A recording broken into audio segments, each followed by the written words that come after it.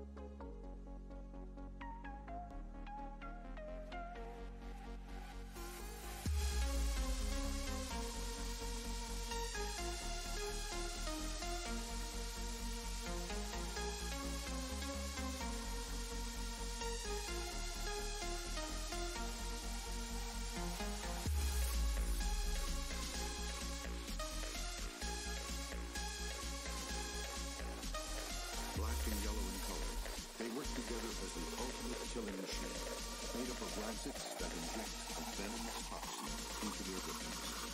These frightening swarms are the result of an experiment gone wrong, a deadly mistake.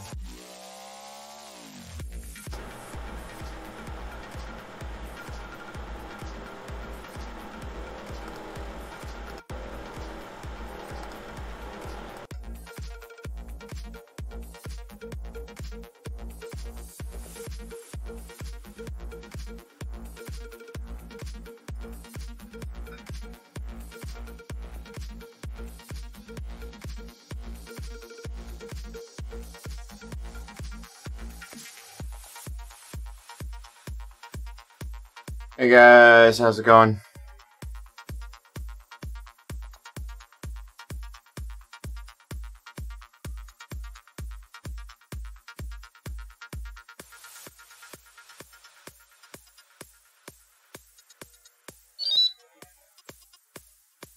Don't know what the colors are. We'll see how that goes. The power numbers change colors. I'm not sure what that is.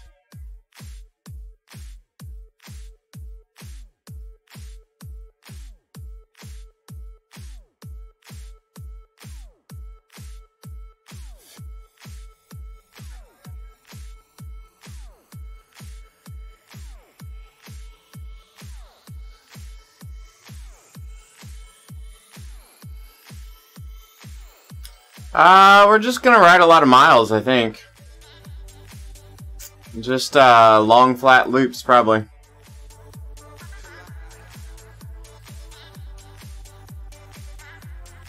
A lot of guys putting in a lot of miles today, it looks like.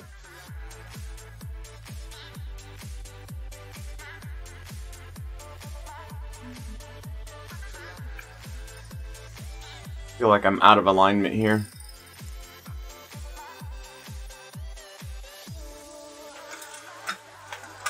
We'll see how this goes. I don't know what the red is.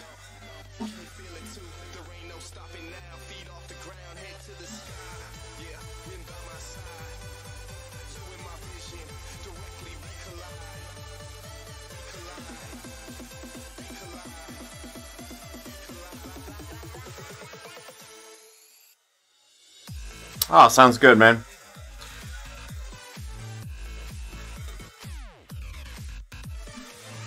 Yeah, I'm not going to go super hard today. This will probably be all zone 2.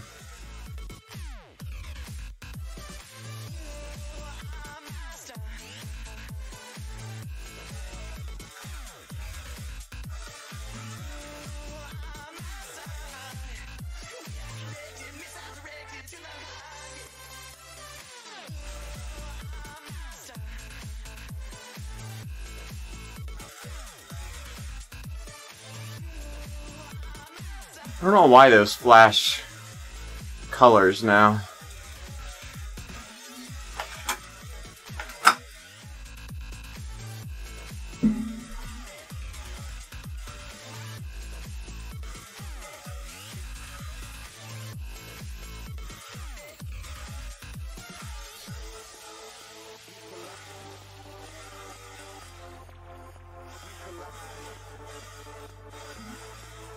Yeah, it kind of stinks that they don't let you ride with others like mid-ride, I agree.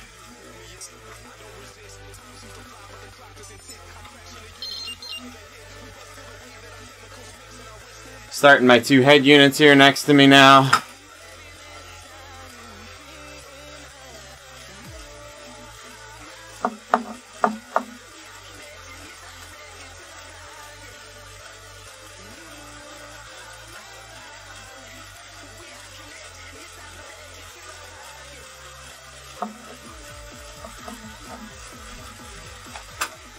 Right, I get kind of annoyed about that too.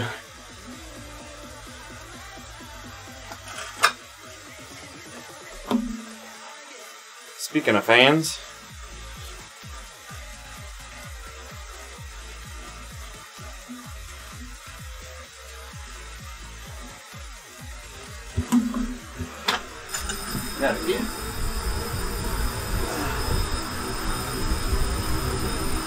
we'll see how we warm up here today. Right now I'm not feeling a big desire to push very hard, but I want to get some miles in, so we're just going to ride, chill, and talk. My mic is really loud, so let's look at that. Something funky's going on there.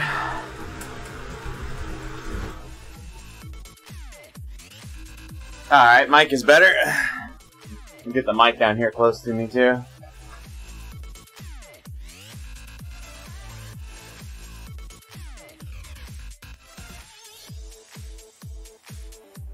Alright, we should be good now.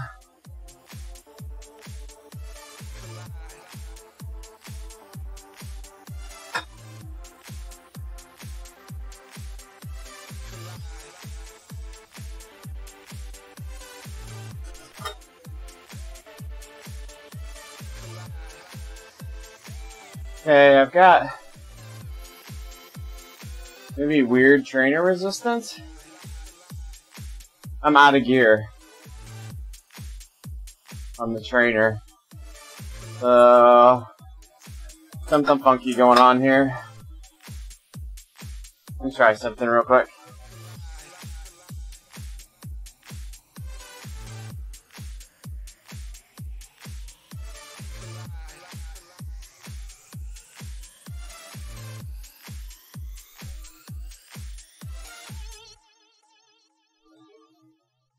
Alright, we're gonna try this and see how this works.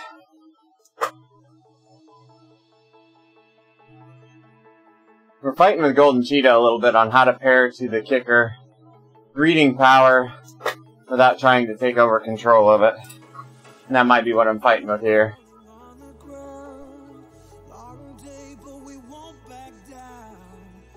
Yeah, I think it is.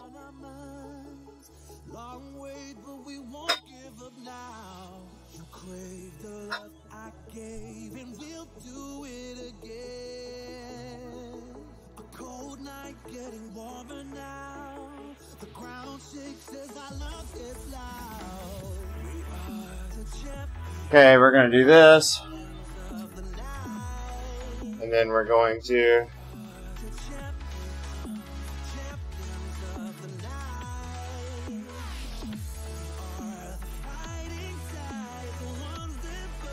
change Golden Cheetah over to the stages.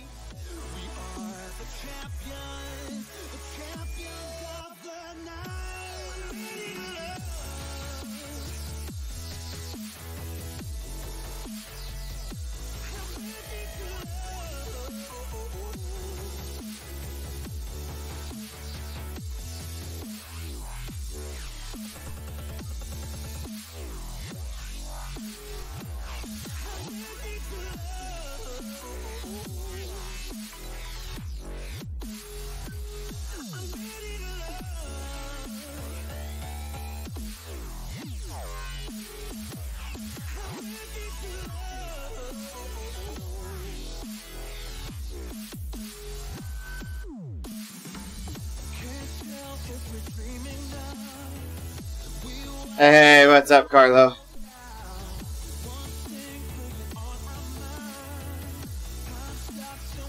Trying to pair something here.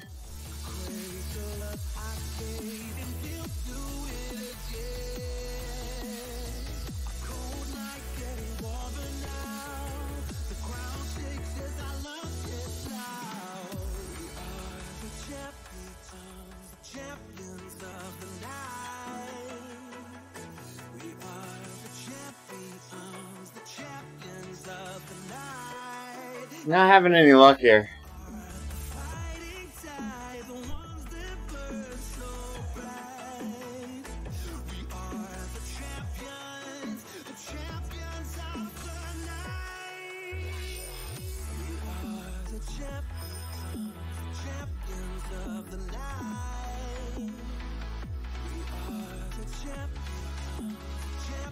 I'm gonna delete one. We're gonna try this again.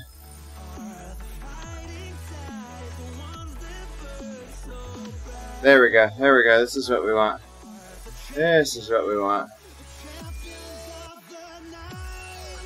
We're getting the stages paired to the second numbers is what we're doing.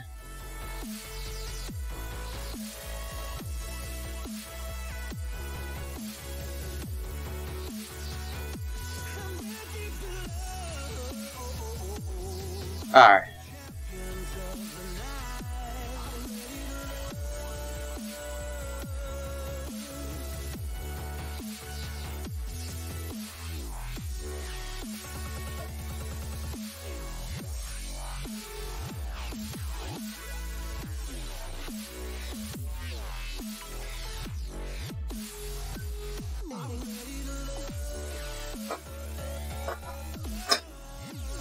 Alright, now we've got kicker in game and stages off to the side is what we've got.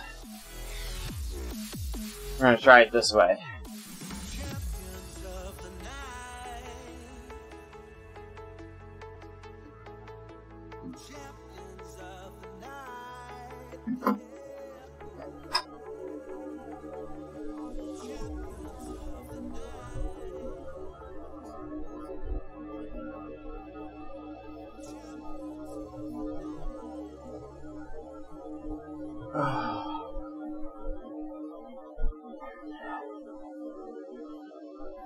And now my mic's hanging open again. I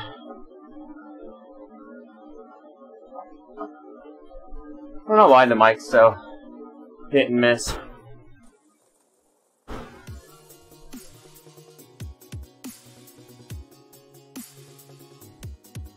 Like there's something on my PC that keeps interfering with the mic.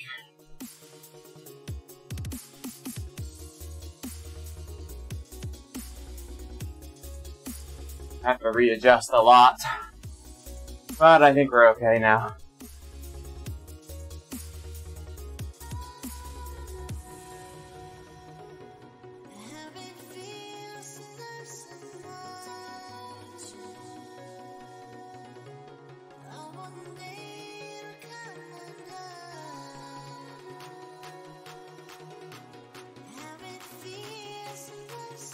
Hey, Alan, how's it going? You got Alan on my wheel now.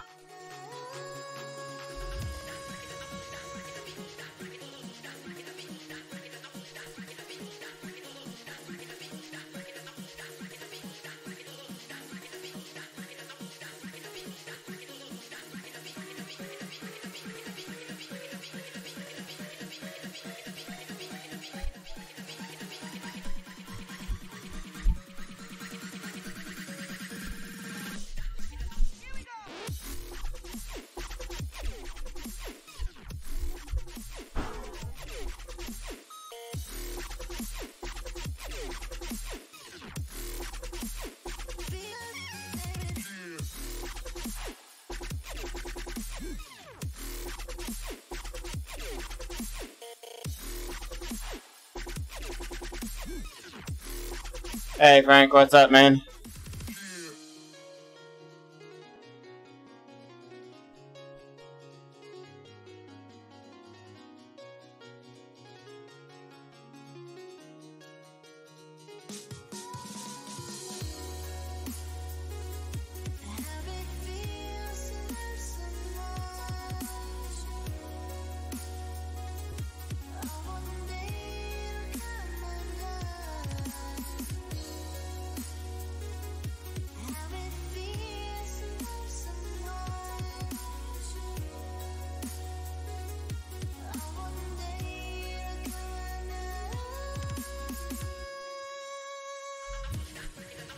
Okay, I think I know what's going on here.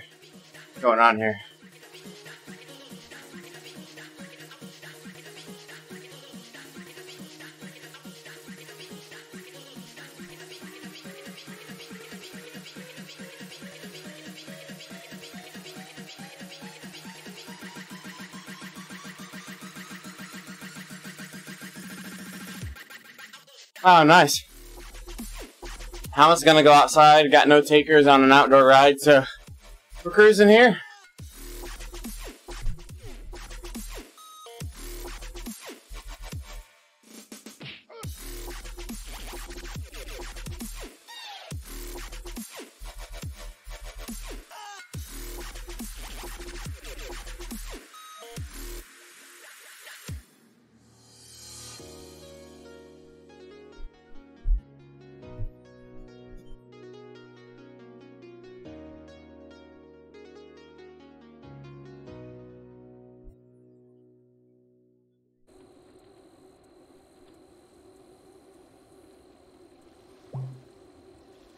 Alright, you guys should have game sounds now.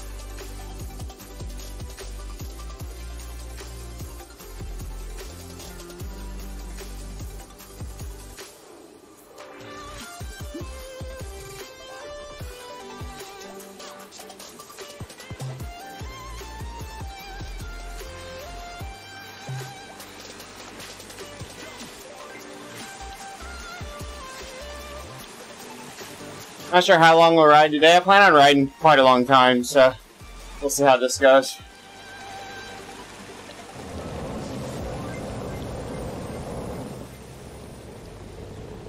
Just gonna try to stay mostly blue, just ride.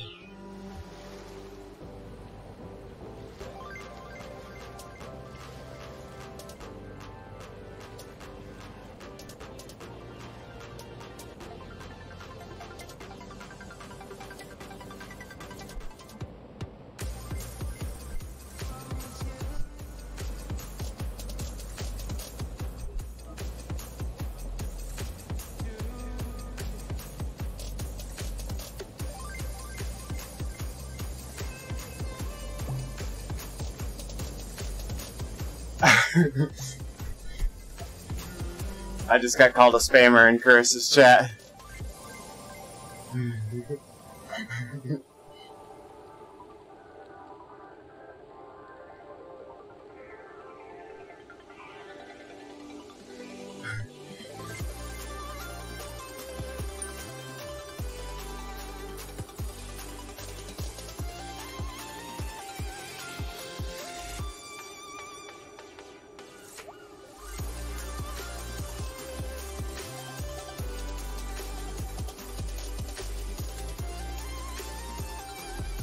I changed a few things on my setup today. Probably nothing you guys can see.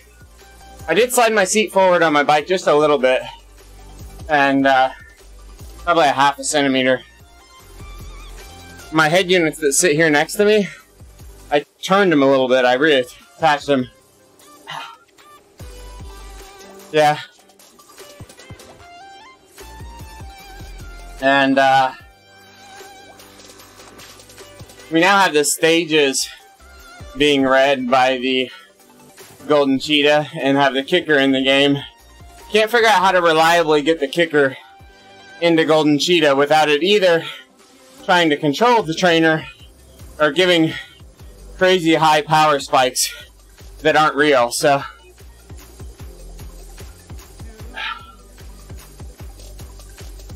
we may have to rely on the kicker a little more in Zwift and use the secondary power meters in Golden Cheetah if we want to display both.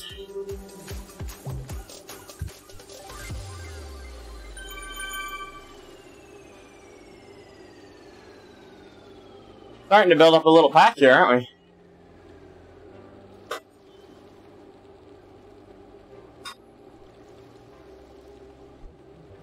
One of my local tri buddies, well, he's used to be local. He moved to Texas, actually.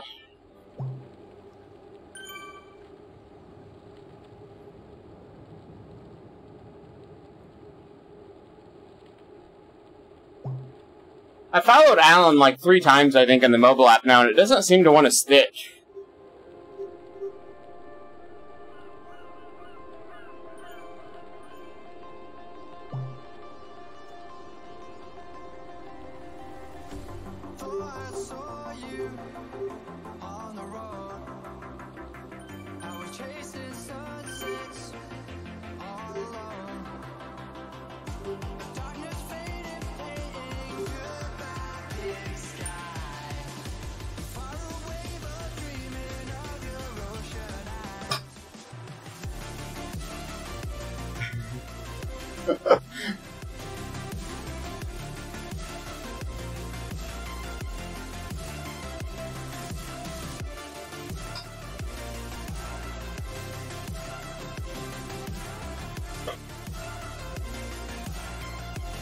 Chatting with Chris a little bit. Is it a race? It's not a race, but I'm racing it. Hashtag not a race. Hey Charlie, what's up?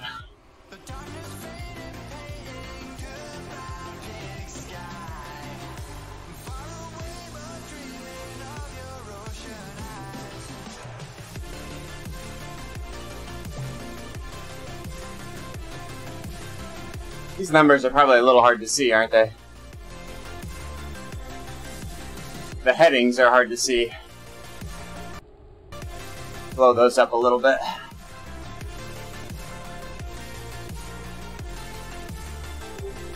Oh, nice, Charlie. That's awesome. I saw a bunch of guys did like a 10-hour ride. Phil Timmys and a few other guys.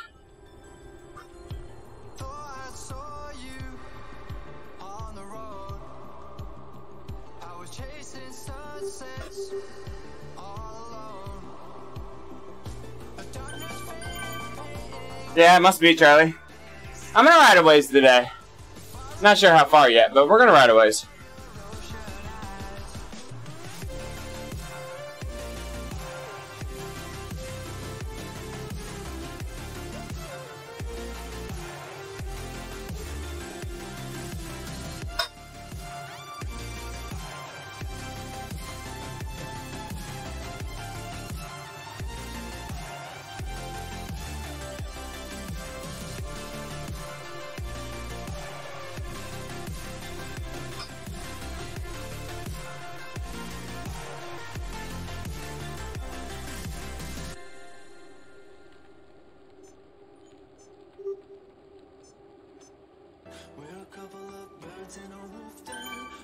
close, it still feels like heaven. Cause we don't let the bad vibes get in, we don't let them win. Testify to the strength of a true bond. My GPS is auto lapping. I want to change that. Kill 'em all with love. I don't care if they're talking about us. No, I don't care if they put us down. No, I don't care if the sky falls around us. We're riding on a pink cloud. Ow, ow. We're riding on a pink cloud. We're riding on a pink cloud. I need to bring the cadence up and get the legs spinning.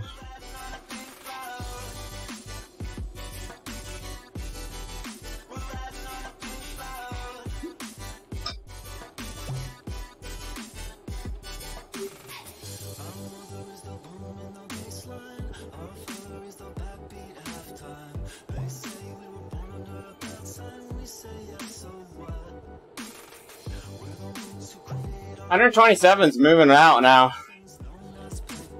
With 10,000 feet. Is that solo or is that with groups?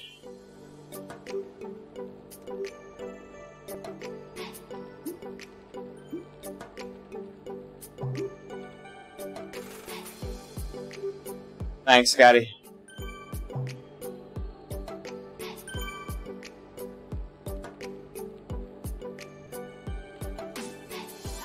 Scotty's up the road from us a little bit.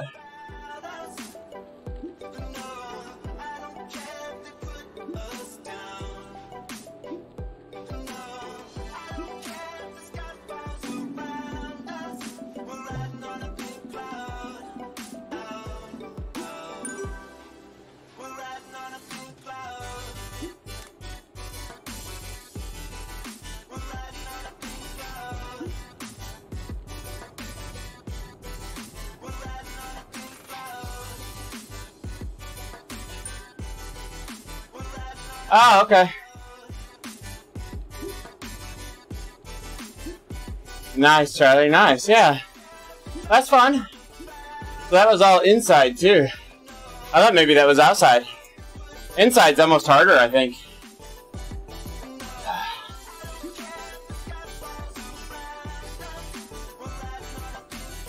Nice work, Charlie.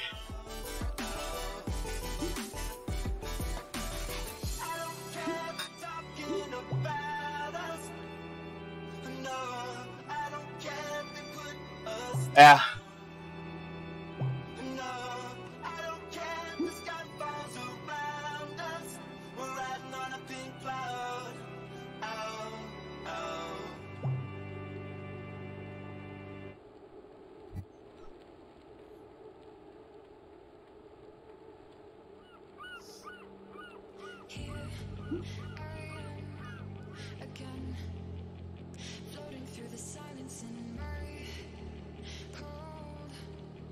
Building some stream, multi-stream here. Got a bunch of guys out here riding.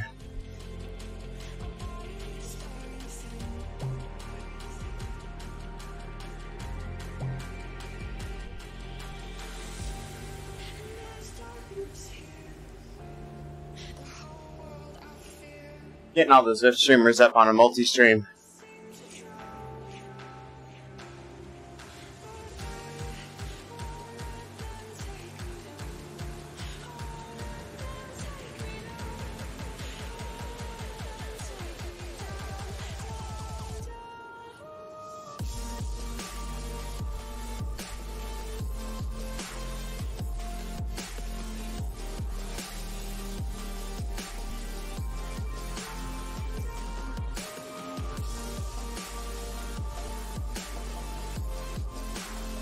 So this is my second screen.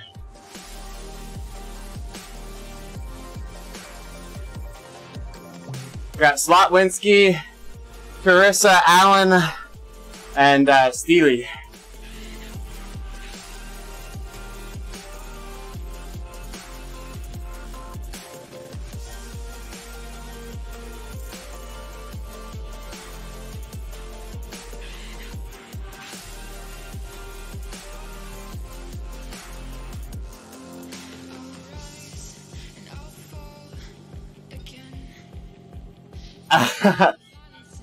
Nice try.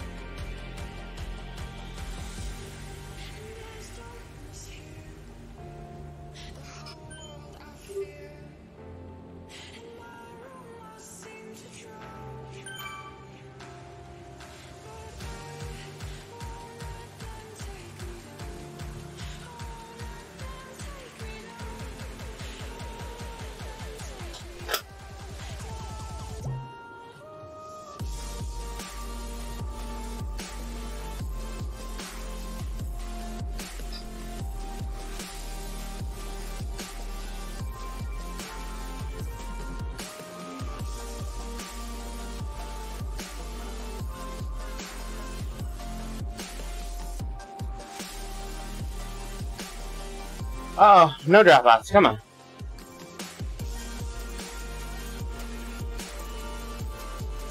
Looks like Carissa's gonna be just ahead of us, but we won't see her because she's in a race, I think.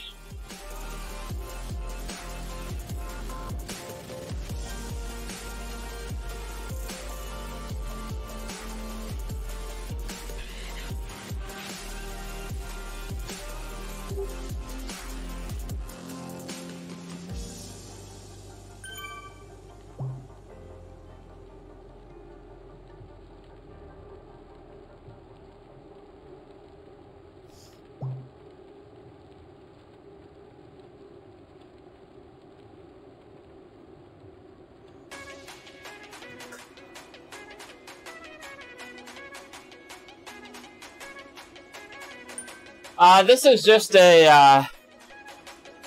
a long ride. We're just riding. Yep, just cruising right now. Nothing big planned. I should say nothing big power-wise planned. But we're gonna cruise a while, I think. First is about 2 minutes ahead of us now.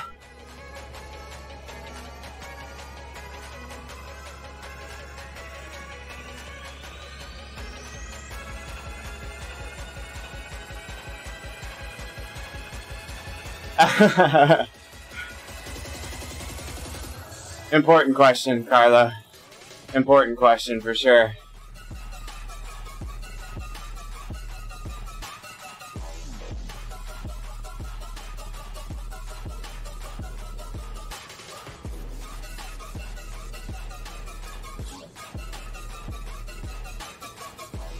When you're riding indoors, the cans won't pop out of the cages.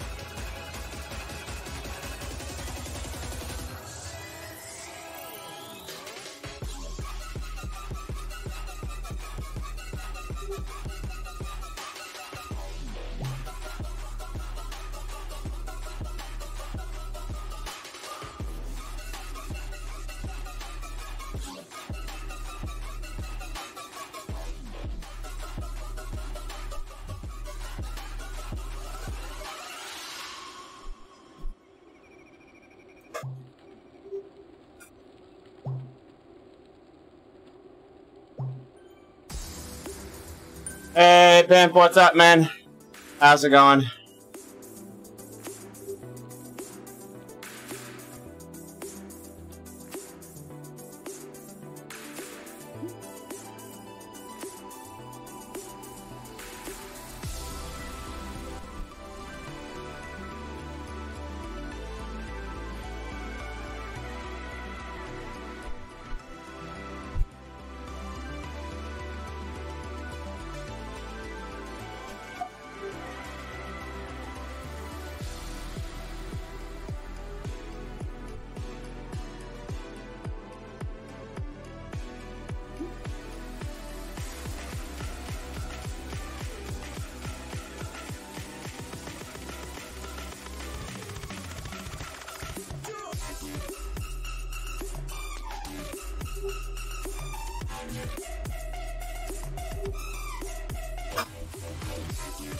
Oh, nice, man. What's the plan for today?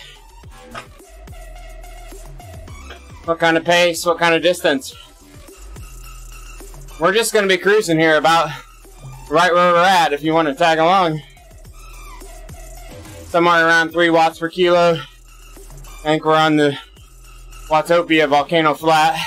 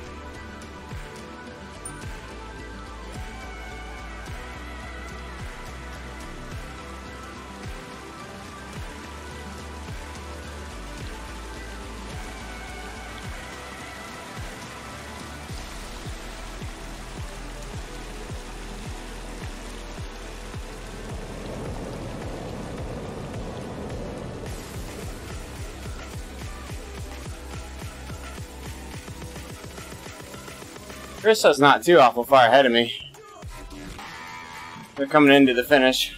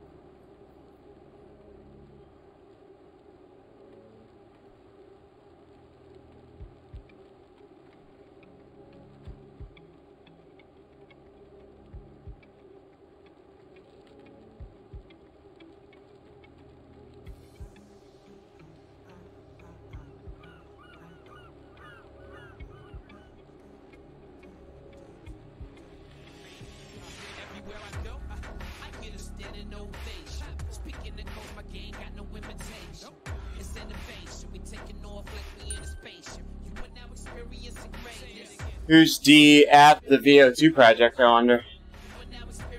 They got a stamp. They get a check.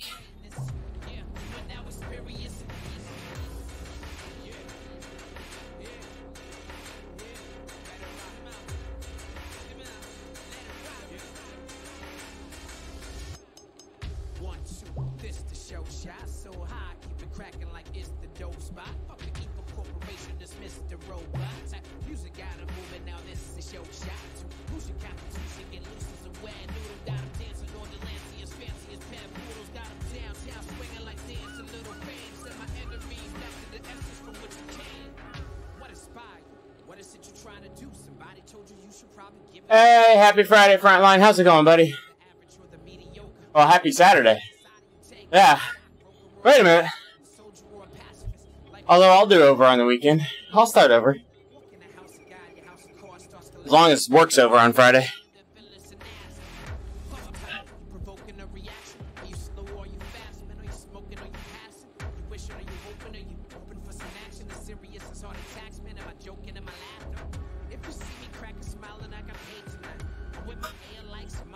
Yeah, I am. We're on a new kicker again. Started getting a little noise on the other one, so. And then we're on some new handlebars.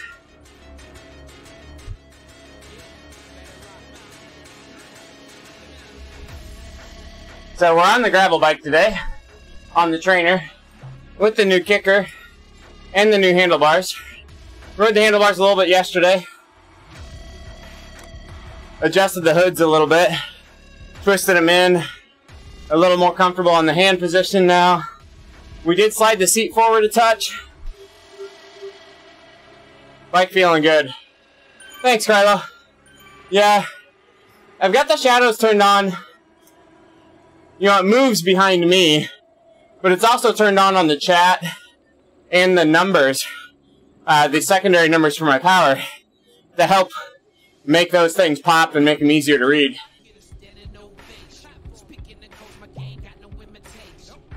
Thanks, man.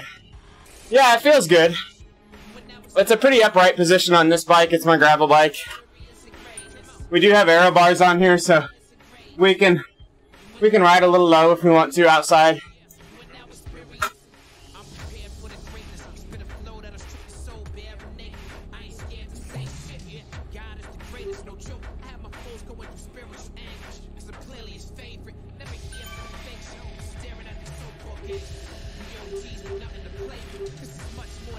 Thanks, T-Rains.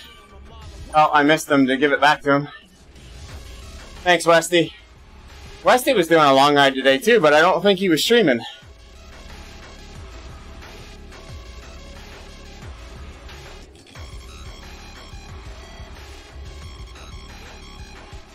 I spotted you out there with some pretty high miles.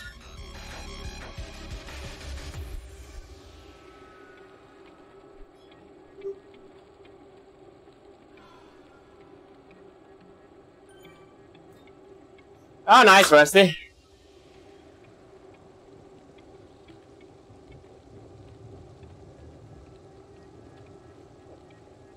I'm gonna ride some time here today, too.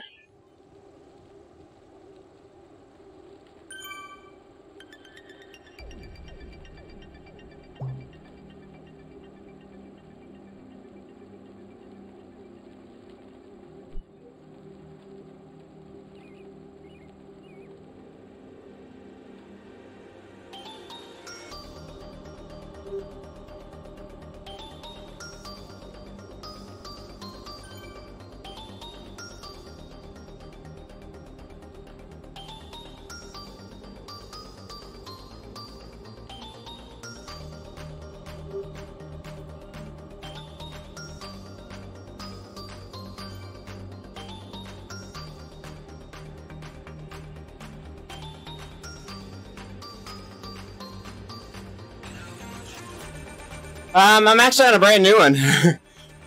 I had a little tiny bit of noise on Monday, so I recorded it and submitted a ticket, and I had a new one on Thursday. So, I'm on a new one. Actually, you know, the previous one, it made noise at the end of one ride that I forgot to run my fan on, so it was really hot. It didn't make any noise after that. I mean, I rode it another probably 70 miles since then, and it never made additional noise. But as soon as I submitted a ticket, they just said new one in the mail. So I was like, alright. So my old one's sitting over there ready to box up and go back. I just haven't done it yet.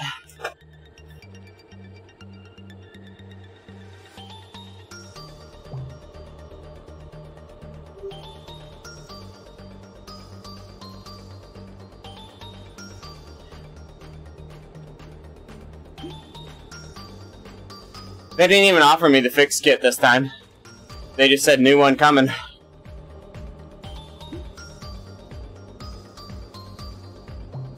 I wonder if they gave up on the fix kit thing.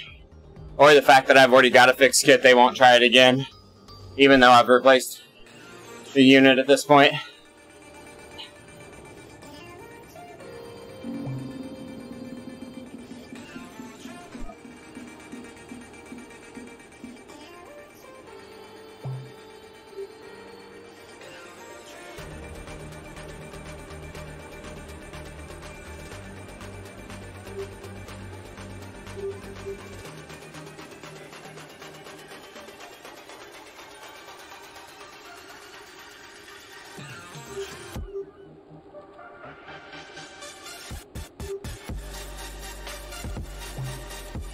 Yeah, they didn't use the platinum term to me, but they did say, I will be getting one shipped directly from headquarters that's been inspected and tested. I didn't push for that, but that's what they said. So I think it's probably a similar thing.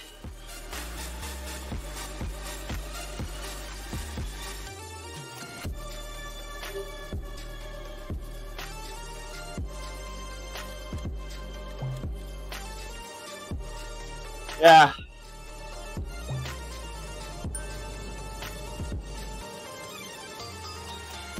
I don't think testing's the problem.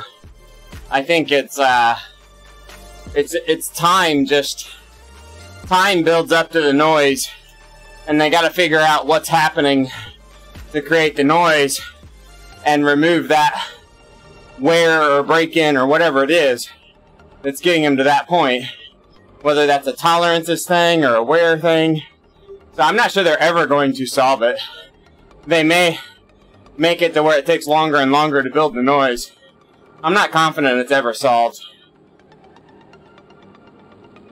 I mean, I had one that was great for 1,000 miles. You could have tested it all you wanted. It was good.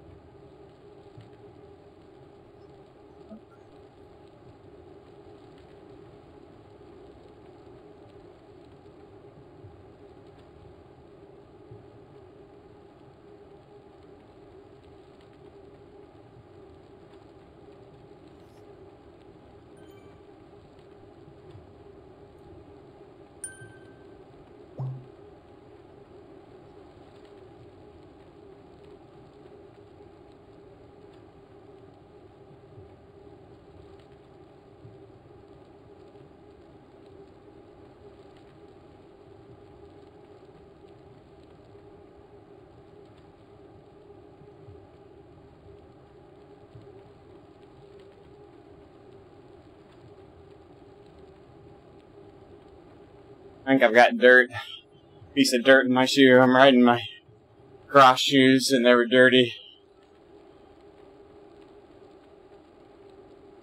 Oh, I guess I should be drinking here. I'm 45 minutes in and I haven't ate or drank anything.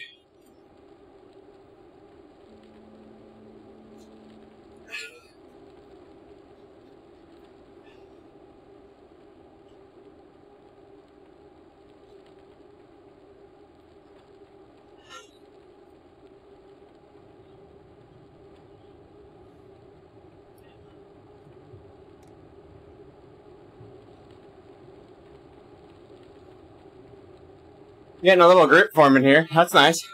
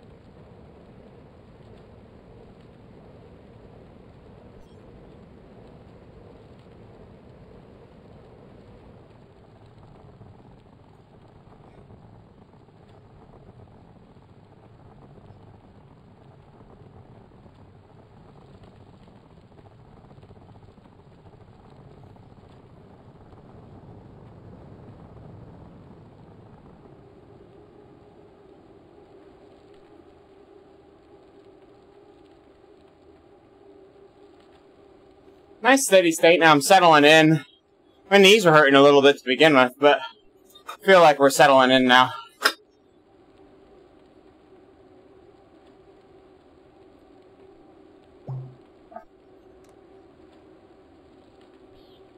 We lost the music, didn't we?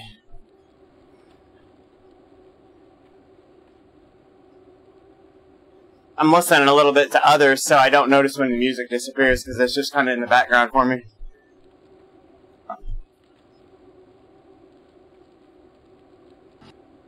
Okay, music back. Sorry about that.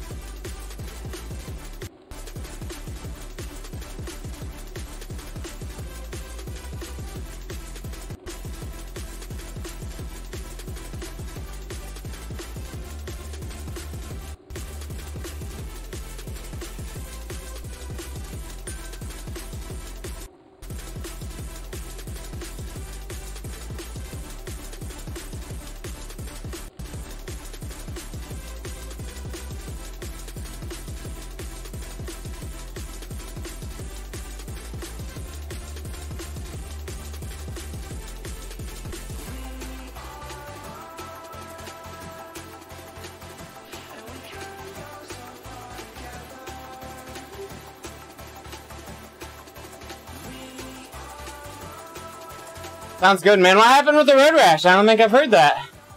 I hope you heal up. Road rash is no fun. I've just got a dog bite, but it's doing good.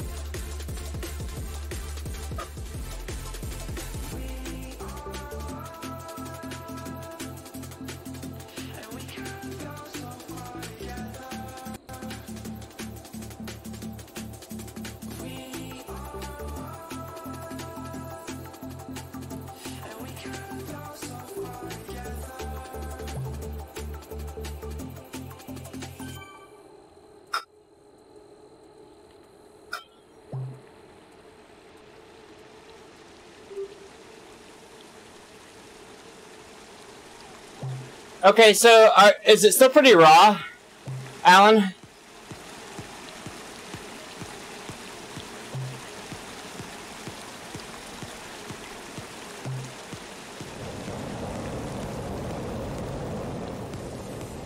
If it's still pretty raw, completely coat it in Neosporin and buy some Tagaderm. It's basically like sticky saran wrap, that you stick over the wound. It completely moisture seals it, and it'll heal really well.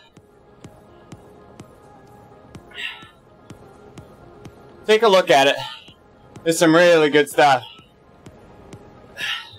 I had some nasty road rash last year. Yeah, don't let it dry out. Get some Neosporin and get some Tegaderm.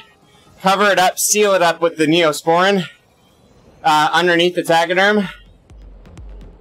It's phenomenal, but keep it wet. Don't let it dry up. So cover it with Neosporin now. Keep it damp. Don't let it dry and crust up. It's pretty awesome stuff.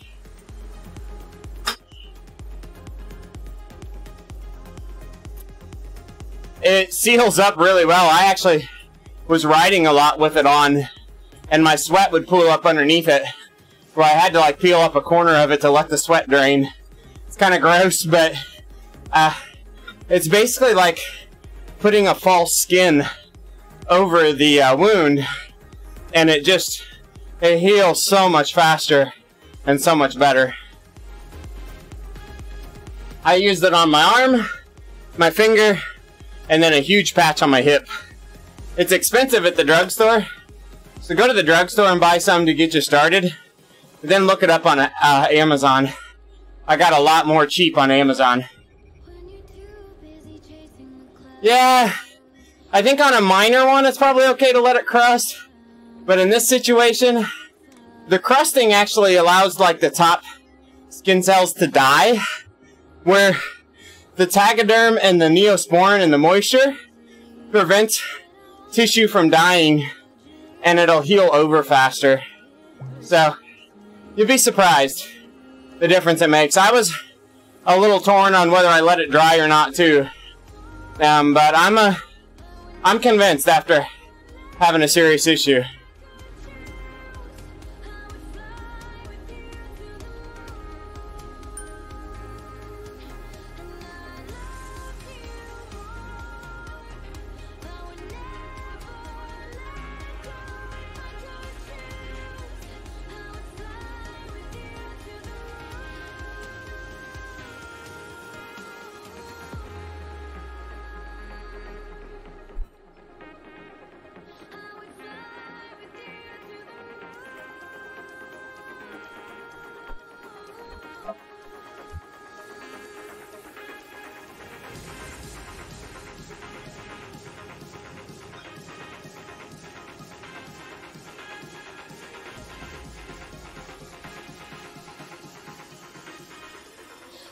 Haha. Honestly, the big thing with that Tegaderm is it keeps you from having like the stuff sticking to it and rubbing on your clothes and all that stuff. And it doesn't have like, it sticks to your skin, but if you use the Neosporin, it doesn't stick to the wound. So, like, you don't have this sore, dry, like, bandage that you're pulling off. It's pretty awesome.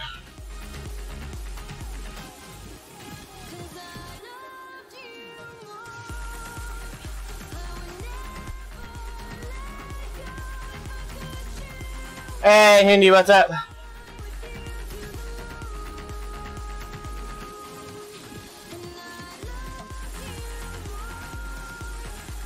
Got a nice long cruise getting started here. Looks like first hour here we're going to be around 700 calories for an hour. The number I've got marked calories on the screen is actually kilojoules. I just labeled it calories.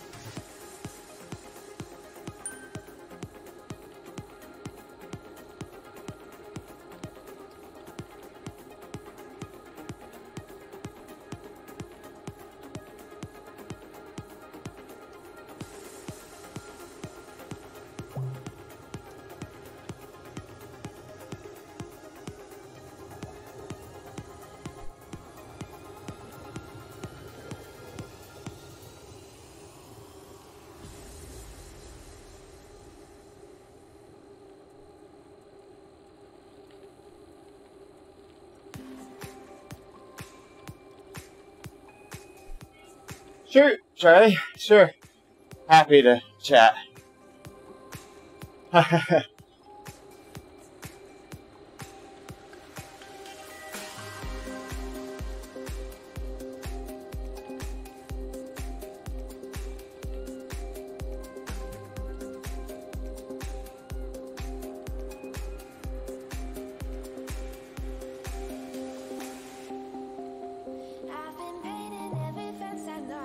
Yeah, it enhances an existing draft. It will not give you a draft if you don't have one. So it will only improve the one you've got.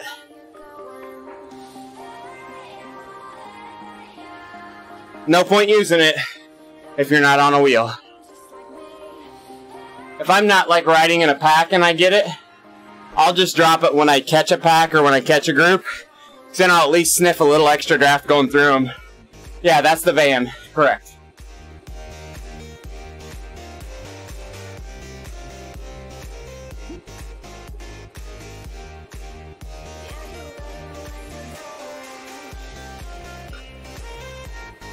That one was easy. What do we got next?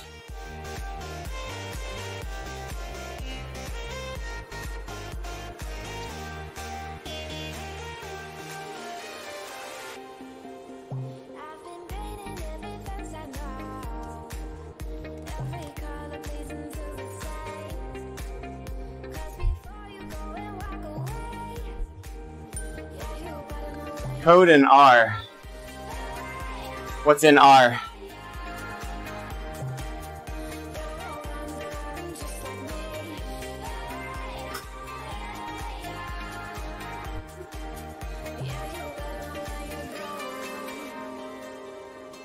Biostatistics. I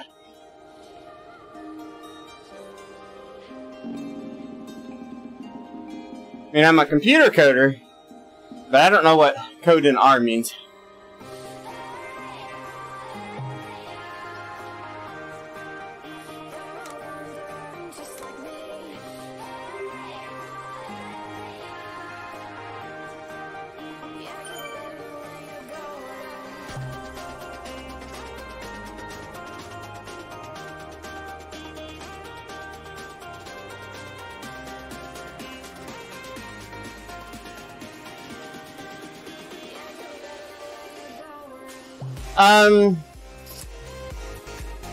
Do you ride the TT bike a lot in the free world?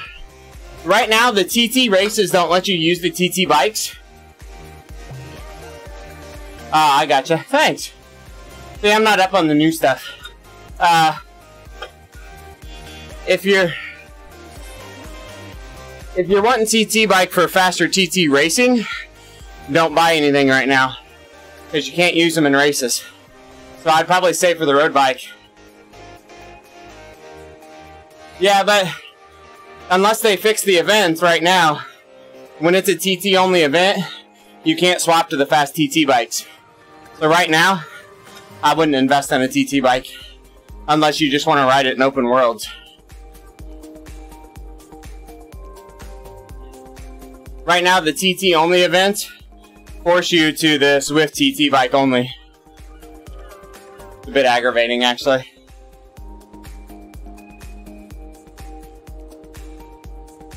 I like my Venge disc.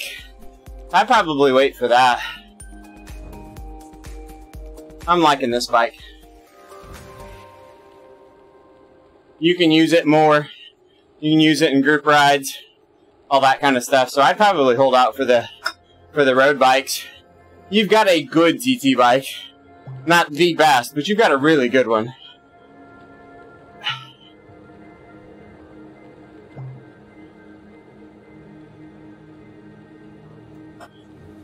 So Charlie, you got the disc? Is that right?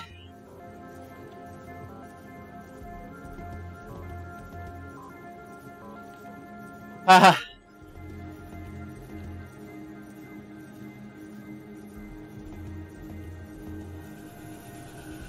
I didn't know if you had the disc wheel.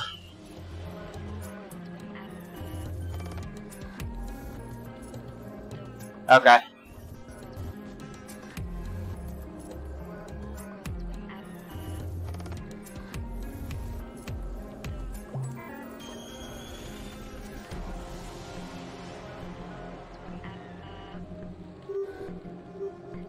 See you, Alan. Thanks for hanging out with me, buddy. Heal up. Take care of yourself.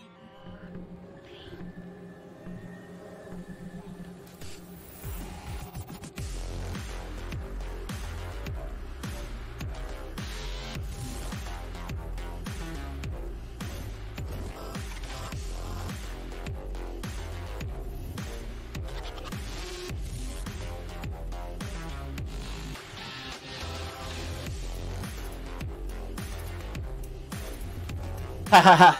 Nah, I think it's 858s are right. Yeah, those are all awesome wheels.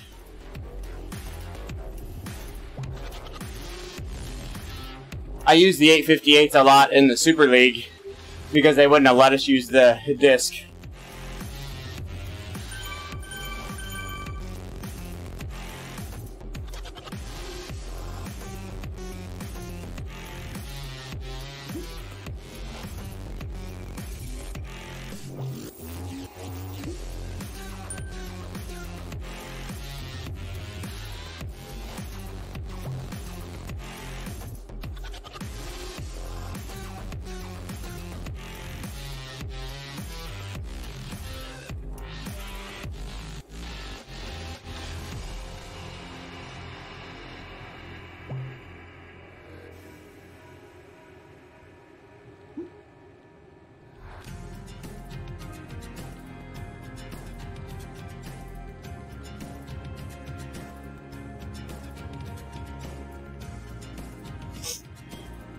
The Venge disc, right, is the fastest. I'm not sure if you're not going with the Venge disc, which one to get.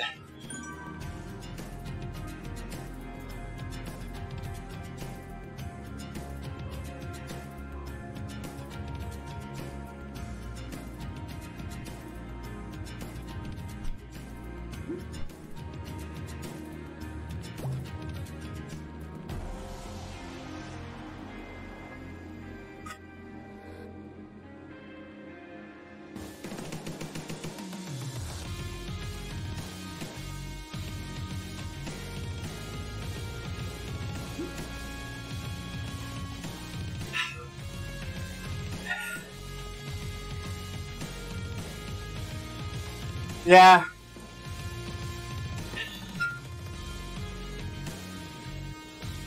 The Venge is still pretty fast up the climbs.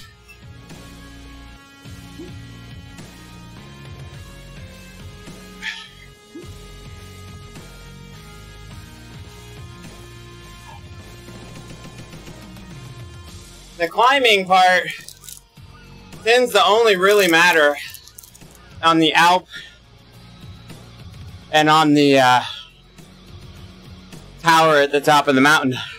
Most of the rest of the climbing is fast enough that the arrow still, the weight doesn't hurt you too much. The arrow still helps.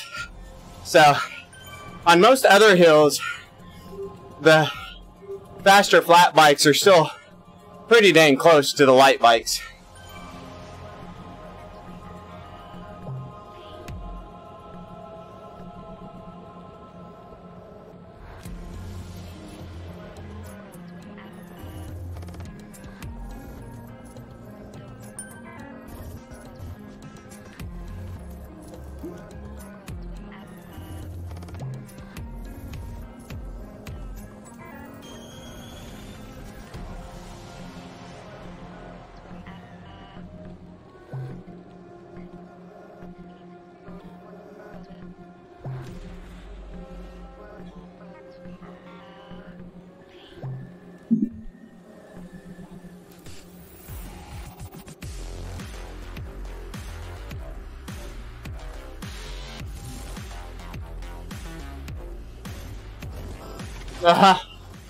Yeah, handy.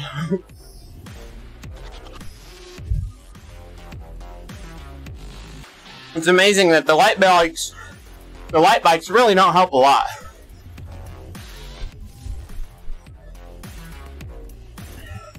It has to be on the brutal long climbs before they really help. Now the TT bikes are really bad on the hill. But from road bike perspective, they're all pretty good on the hill.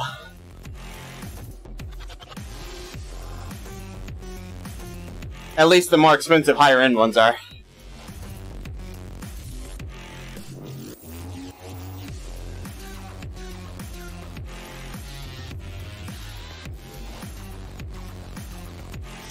Oh, nice.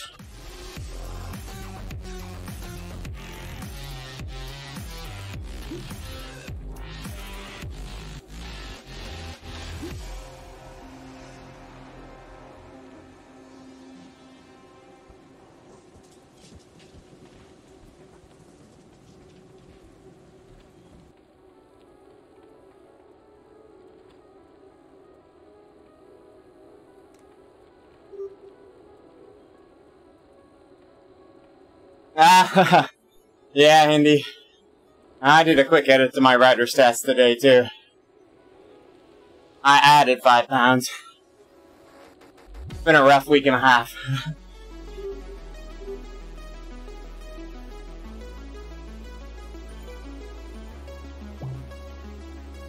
Thanks, Steely.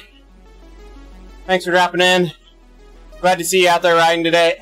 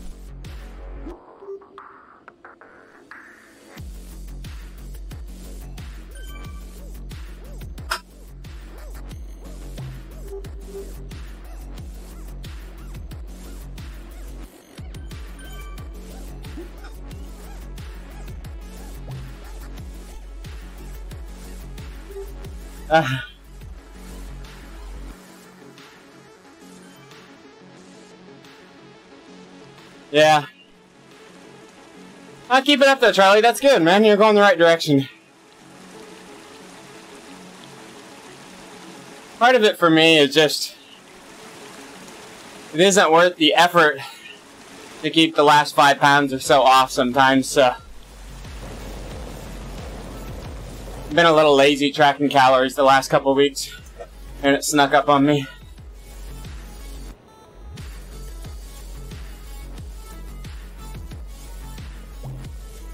That's alright.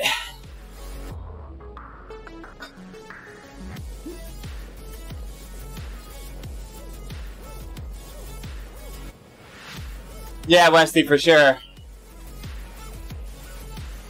I was super diligent for Super League to maintain. Now that I get outside, it is what it is, right? I don't have to step on a scale for that. It's always right. So, I just ignore it. I don't have any big competitions. I just want to ride.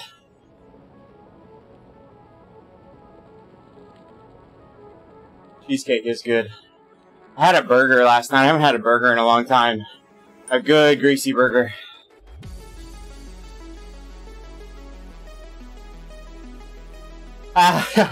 Yeah, Carla. Good for you. Gotta find that balance.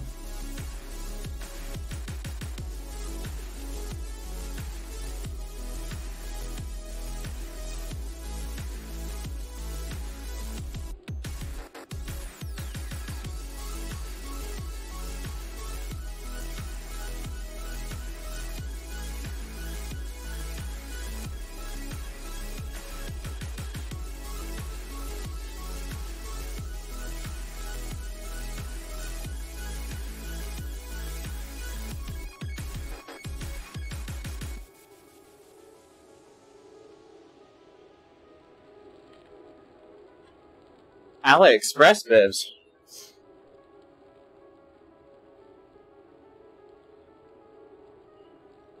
Yeah. Nice. Ah, good kit. Good kit tips is always welcome. Food and kit. Two topics that can never be bad.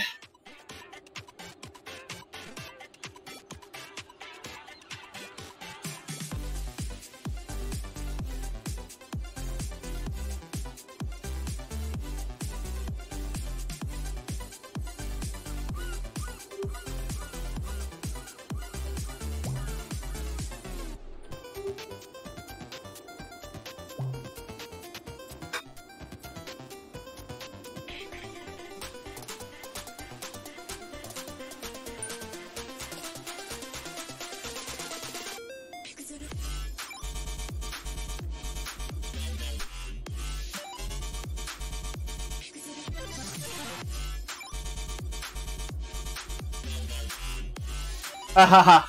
Yeah, it does, Indy, it does.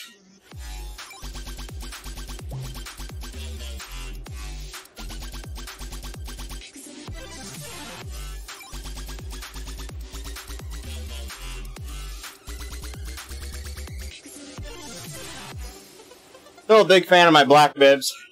That's what I've got on now. They're my favorite long ride kit.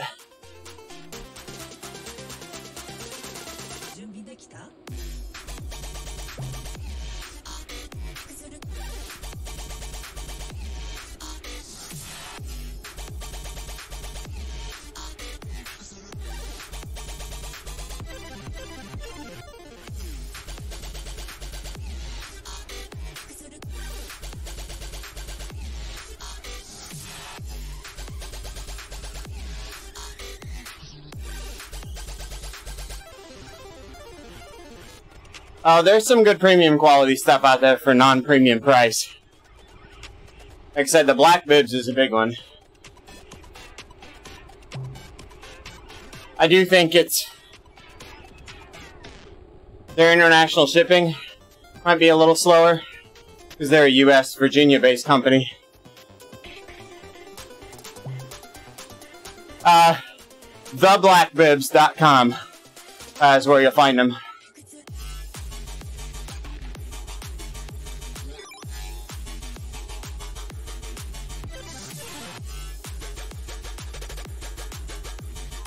If you see Scotty Weiss on here, Scotty is a partner in that company for the Black Bibs. He's their main artist and a part owner or partner in the business.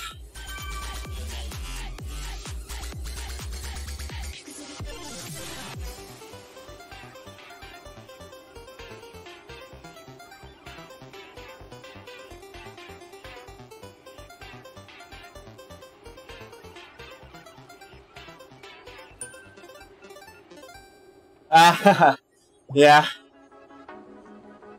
Yeah, they have that tendency, actually.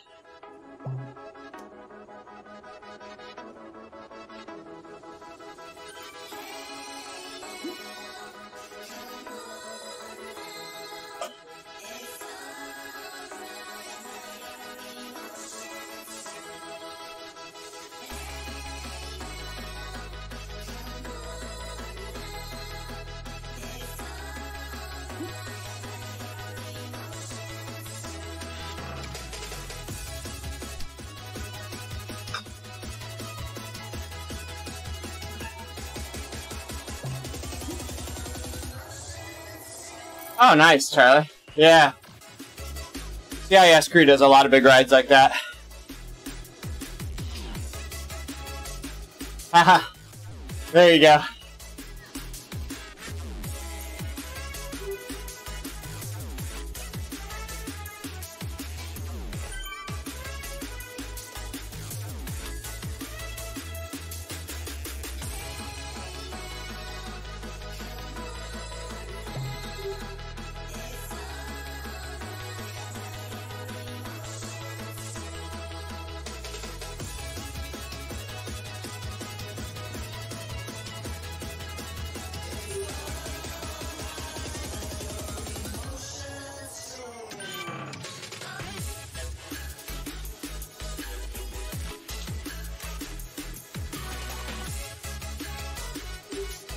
Yeah, if you've got a...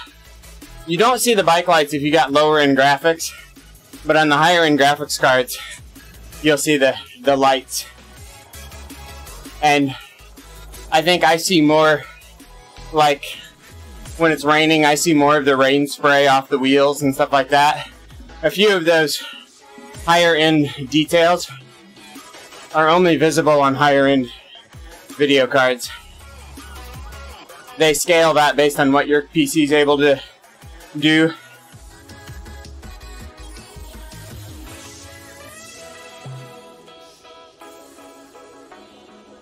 Their shadows are off though. I'm coming up behind them with a light. There should be a shadow cast in front of them.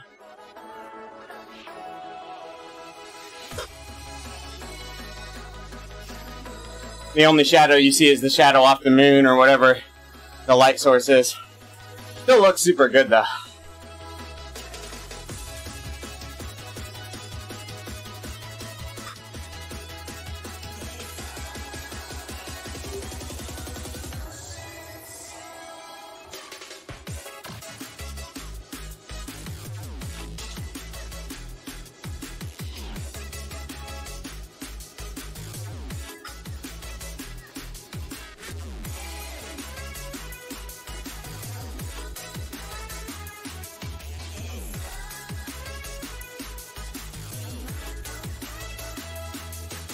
Catching up to my buddy here. This dude's an Iron Man beast. Only thing I can beat him on is a bike.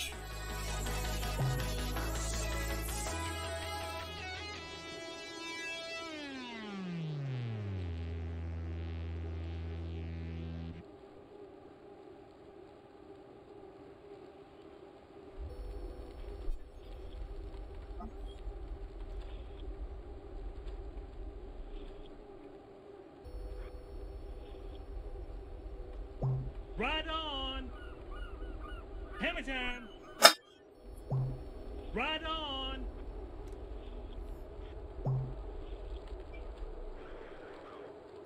Haha. Yeah.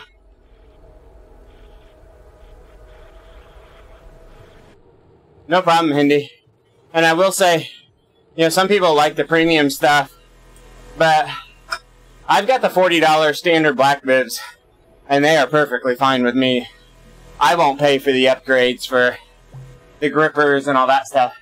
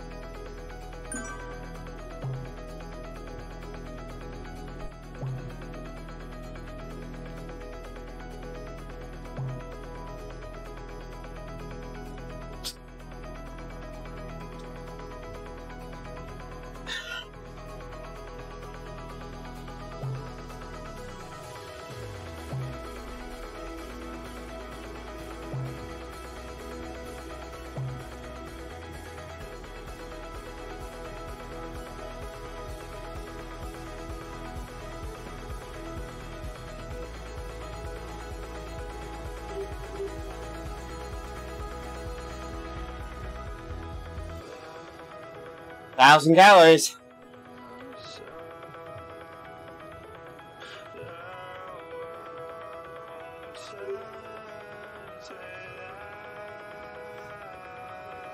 Yeah, the black bibs are nice too because they don't get that. They're a different material, so when they wear, they don't get translucent like normal bibs. Like normal bibs are dyed fabric in the dye, and they get thin and they start getting see-through. The black bibs are like, they're black in their core fibers and they don't thin like the other ones. So, I mean, I've got tons of miles on these and they are just like new. They don't have like spots that are piling up on the fabric or rubbing thin or anything like that.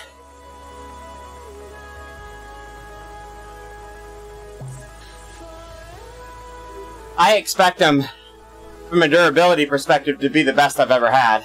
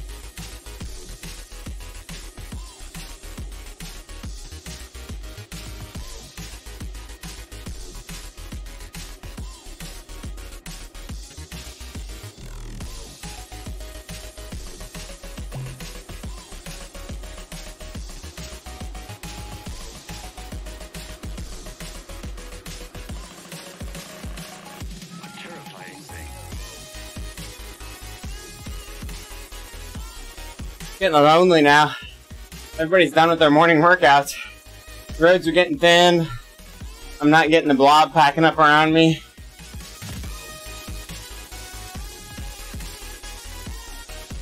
I'm the only one streaming now.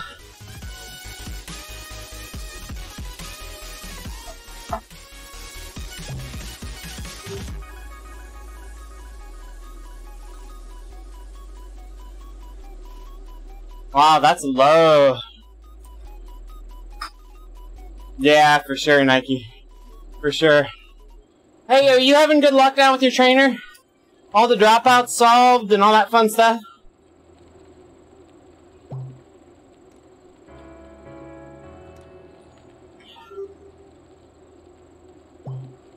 Haha. Yeah, Carlo. We might have snow on the ground tomorrow. Good to hear, Nike. Good to hear. High tomorrow's 40 here. It's actually decent today. Like 55 and sunny. But some heavy wet snow overnight, and until it warms up tomorrow, they said we could have a little snow lingering on the ground.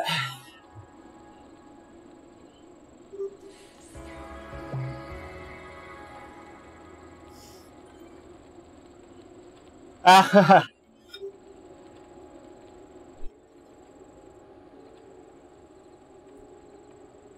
haven't been out there in a while. I didn't know they had Navy now.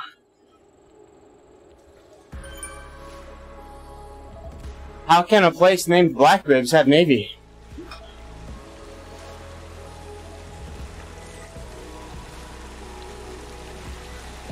Breaking rules every day.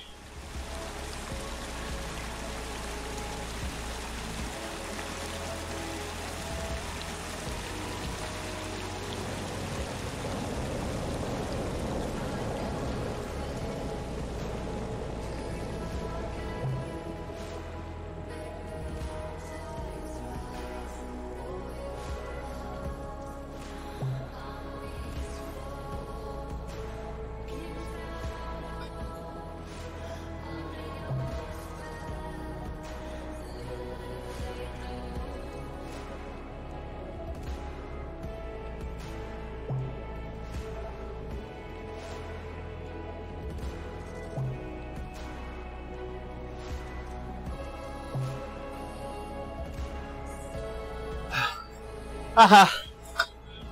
At least they're not flesh colored.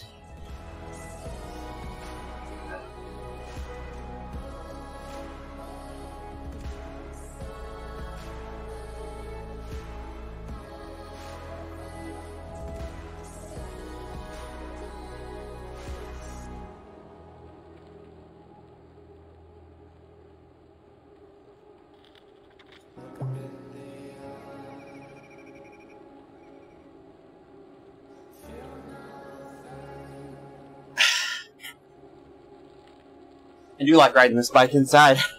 Got bottle cages everywhere. And got my ET basket on the front. I need to find me an ET stuffed animal to put in the basket on the front of this one.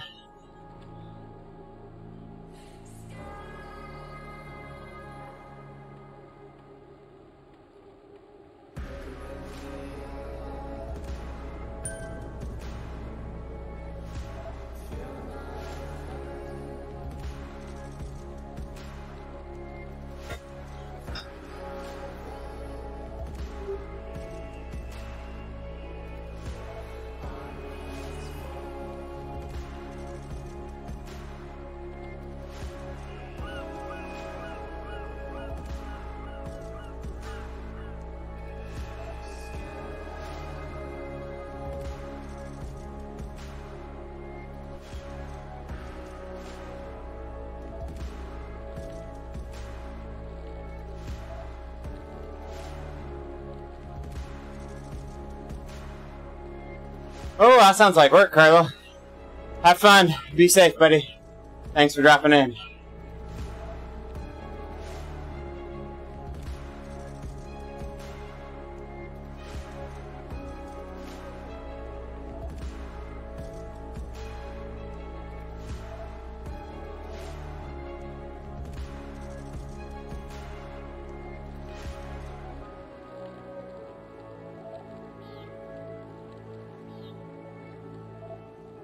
Yeah, I should probably go do some too.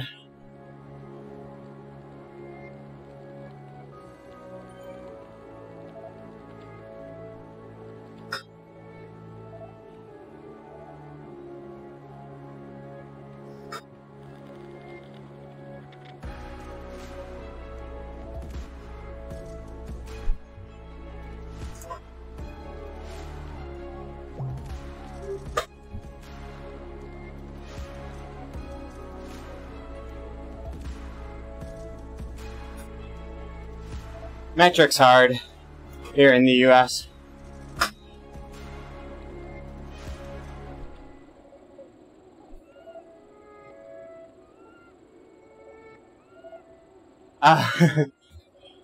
Yeah.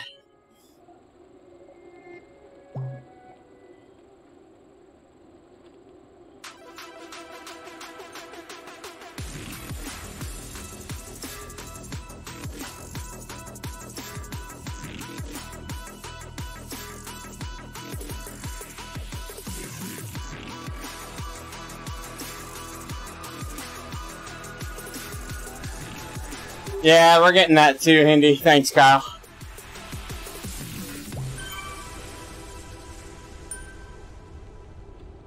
I'm getting a few flowers sprouting and stuff. I got a few leftover leaves I need to get cleaned up. Maybe I'll do that after the ride today.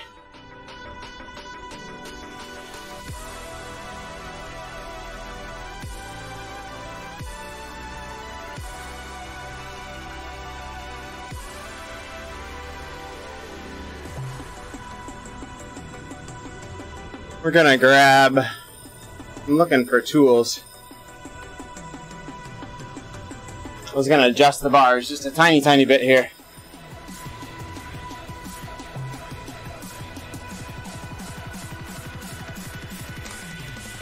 My wrists are getting a little sore.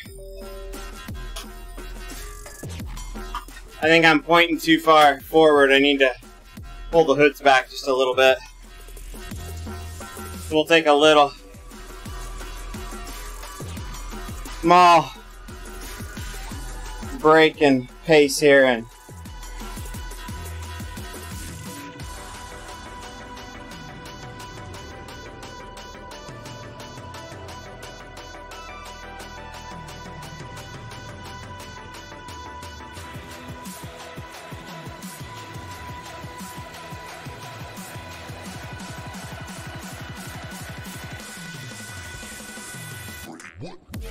I did mine okay in the fall, but I get a few that blow in over the winter. I'm the worst guy on the block, too. All my old neighbors got more time on their hands, and quite frankly, they care about it more than I do.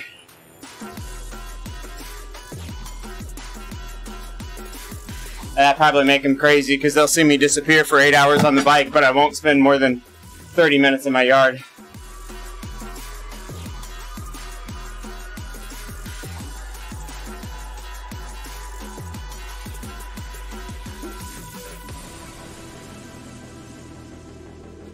Alright, we got the bars tipped up just a touch more.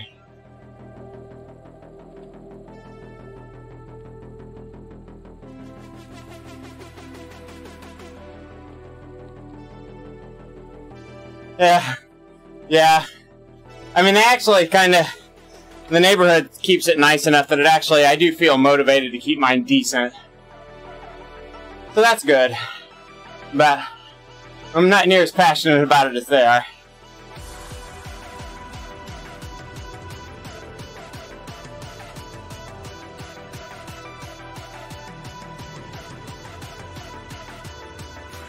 Ah, that's funny, Carissa.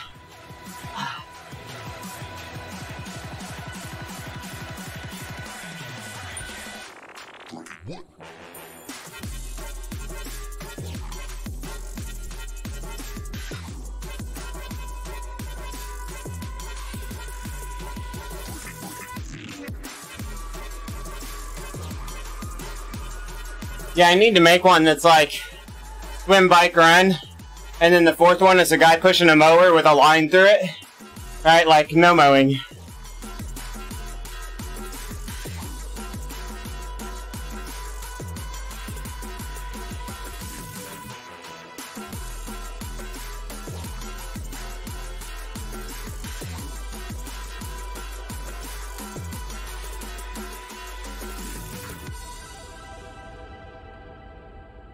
I think I'm going to pick up a little golf this summer, too. We've got a local group that I'm a part of that we're talking about doing one night a week standing tee times for 9 holes.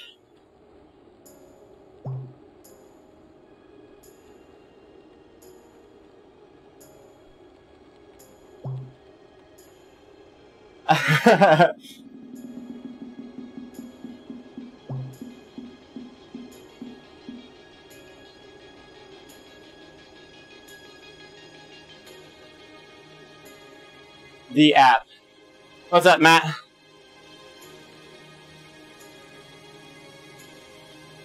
The app next door. Okay. I'll have to check that out. I've never heard of that. I might be listed on there.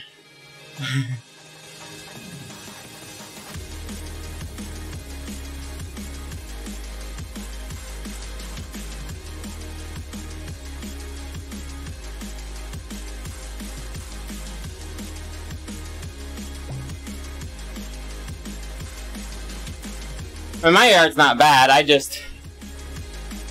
don't mow quite as often as I should. I don't do my leaves as often as I should. I do trim my bushes annually and keep that kind of basic maintenance up. But I'm not as good about fertilizing and weeding and trimming, like along the driveway. Some of that stuff.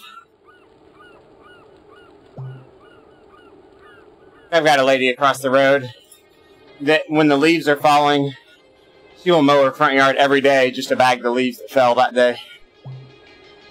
And I'm like, let them fall. Come on, wind. Blow them away. Like, nah, I'm not going to mow today. It's supposed to be 30-mile-an-hour winds tomorrow.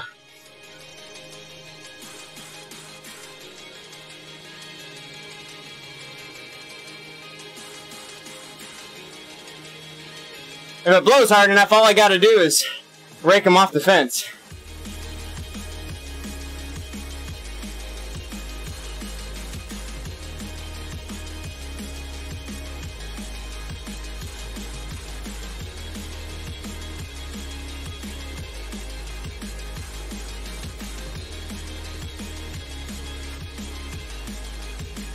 Depends on how old school you are.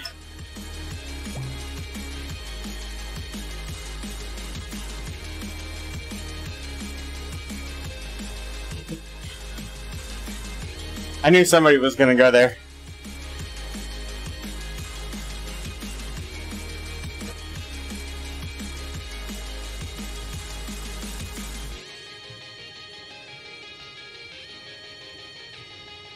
Just be passive aggressive, get out the leaf blower, and instead of blowing them into a pile and throwing them in cans, just blow them over the line.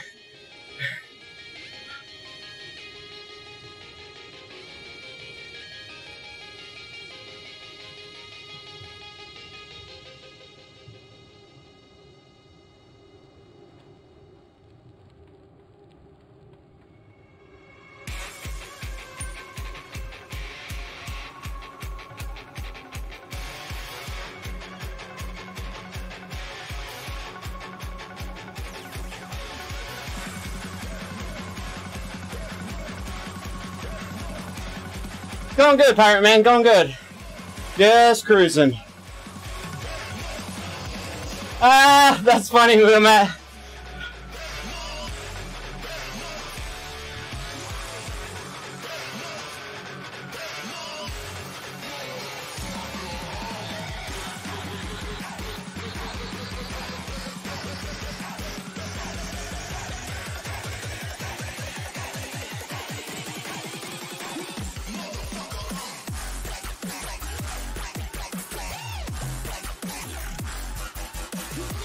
Yeah, I think that's where I'd be at, Charlie. I'd show them where the outlet is. Hey man, if you need to plug yours in, here's the plug. Have at it.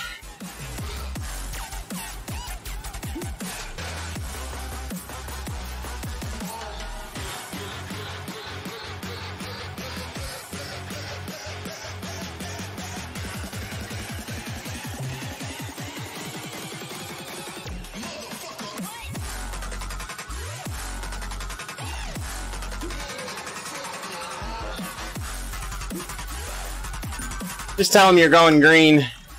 It's all natural, right? Compost.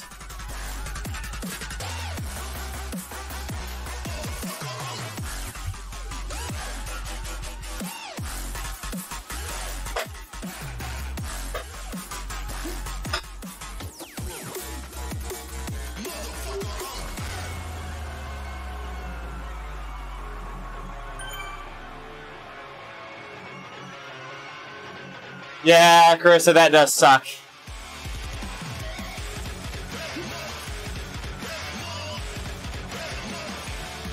I found that a lot lately, Matt, actually.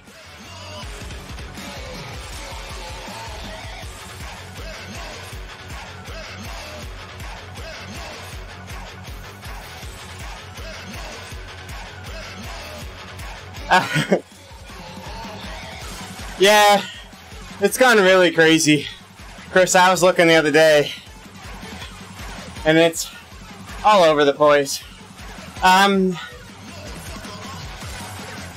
Like today I was struggling with, like, if I could, even if there were separate fit files, like if I could keep my continuous stats at the top of the screen, I would consider taking a ride like this through multiple workouts or group rides or races. But the fact that it resets all my stats every time is a bit annoying to me. And they don't have long workouts or long rides.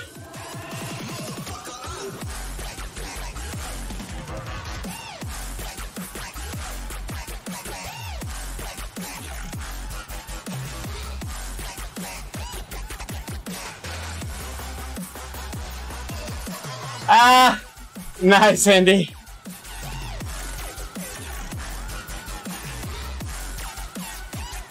Oh, Carissa, that makes no sense.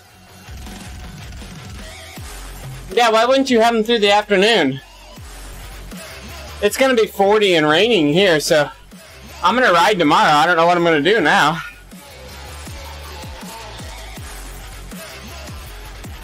And they've got a Fondo tomorrow too, right?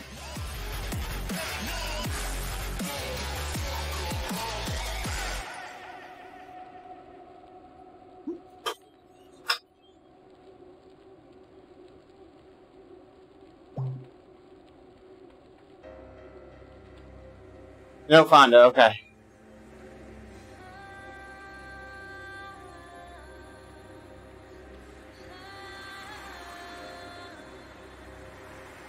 Stage 3 is Monday.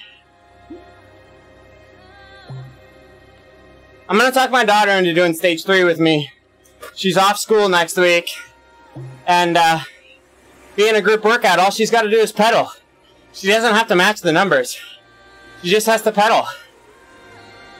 So I think I'm gonna talk her into doing it with me.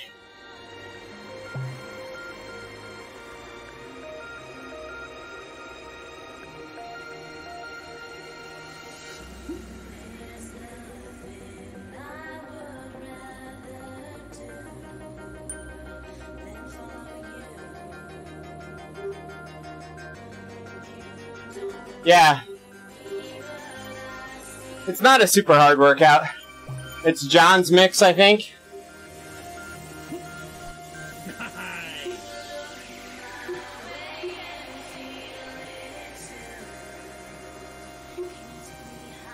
This is the workout, so 1 minute hit, 1 minute hit, 1 minute hit.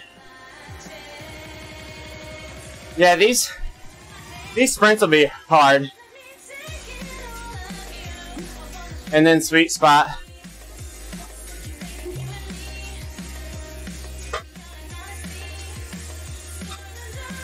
Those are big sprints.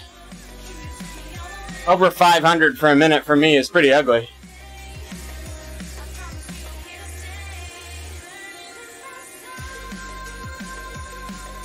No, Matt.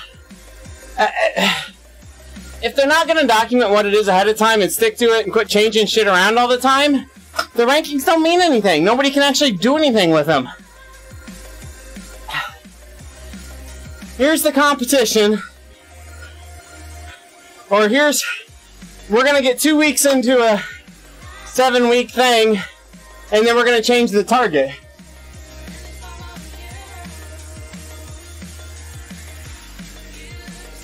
Right, it's...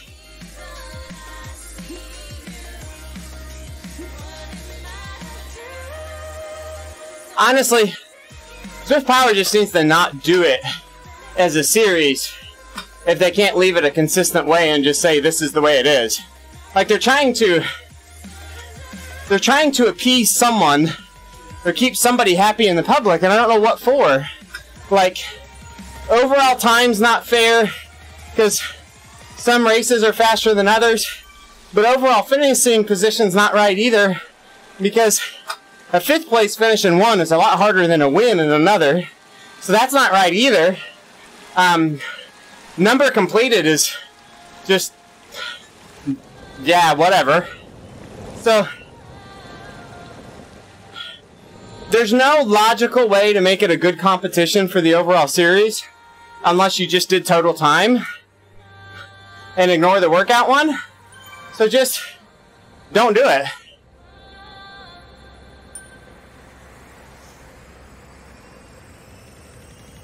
Yeah, I agree, Chris. Total time, I think, makes the most sense from a true competition. Like, you can take as many tries at it as you want to make it faster. Like, for me, the risk of total time is I want to get in the fastest group possible, but I risk getting dropped. So, I've got to ride on the ragged edge in a really hard group. I mean, you've got to be willing to do it multiple times, and you've got to be willing to jump in a hard one to get total time.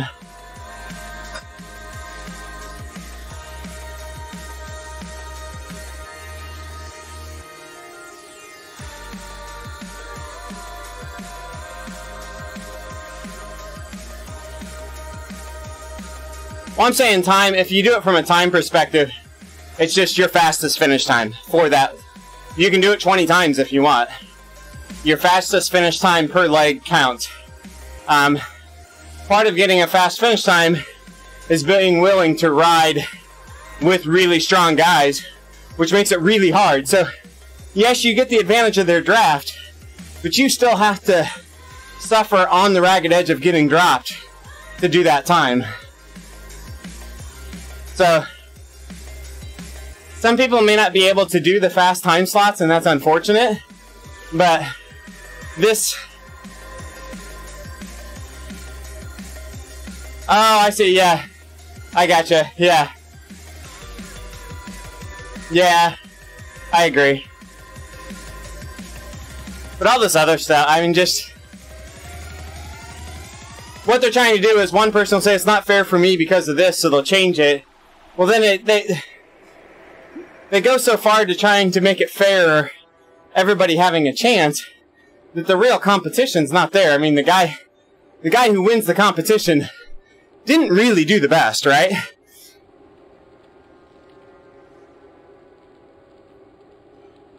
mean, if it's just a mileage competition, fine. Then I guess most completed is the way to go.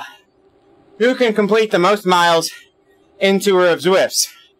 Like, to me, that's a fair competition if that's what you want to make it. But you gotta do that at the beginning.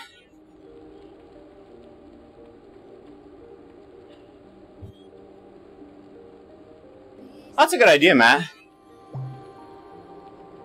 Like different ride leaders and make it a ride. You know what? That's really what they should do, Wheel Matt. They need to get that rider gate, that leader gate going.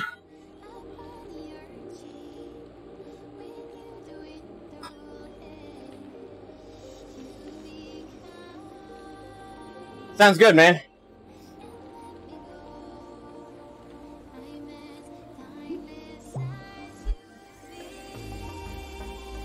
Right, Hindi.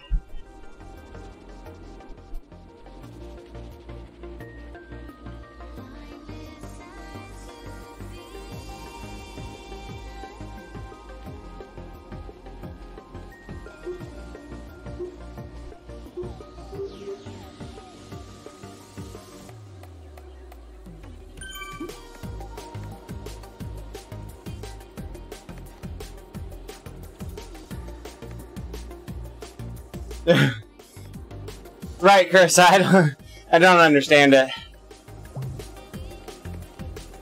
I'm not sure what they're trying to balance.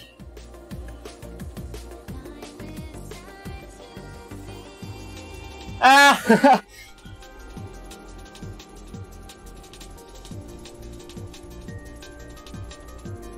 I don't understand the need for Zwift Power to try to make it... I think they make more of a mess trying to build it into a... They call it a simple, you know, ranking or whatever. But they overcomplicate it to try to keep it fair, and then they want to be simple, and it's just like, I don't know, it's all over the place.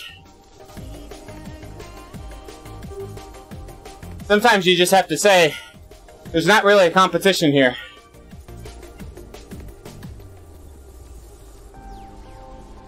Or just say, like in Swift Power, just say, if you guys want to race, you know, Tour of Watopia, we are giving racing points, even though they're just a group ride.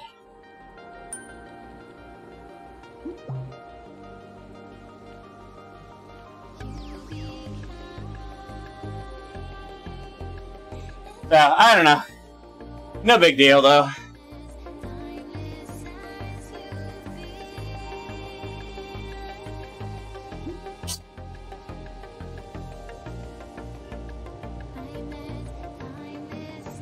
I struggle with... I love what Swift Power does. They offer a great tool to the community. Racing wouldn't be where it was without them. But I also just shake my head because there's no controls. There's no real development. Like, it needs to get more organized. And it needs to get more of a model with goals and real development and stuff behind it. Like, that has got to get more organized. And that's not a knock on the guys doing it. That's just the reality of it. It needs to become a part of the model and not this random volunteer guys getting to do, and that's not a knock on them, but I don't think if the vision of those guys doesn't align with the vision of Zwift, one person starts going one way while Zwift is going another, and it doesn't work. It's gotten too big. It's never going to get cohesive and clear without it getting a little more synergy to it.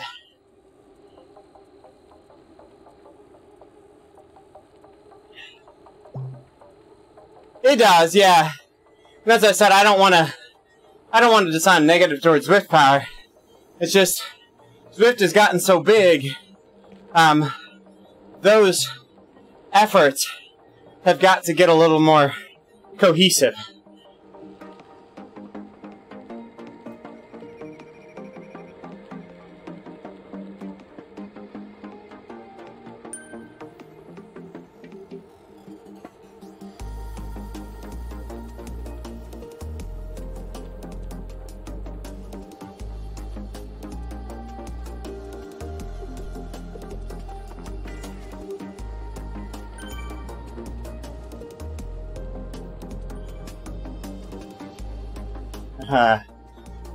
Oh, turbo. Yeah.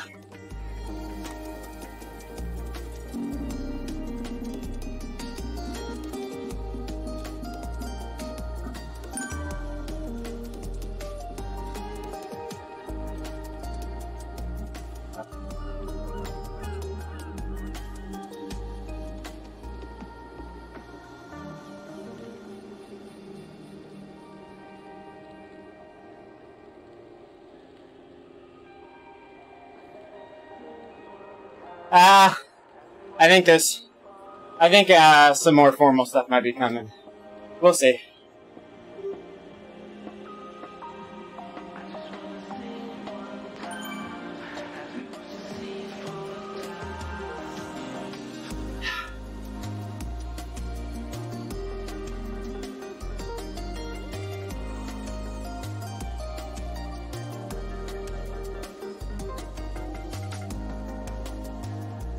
Trying to see what bike Pimp was on.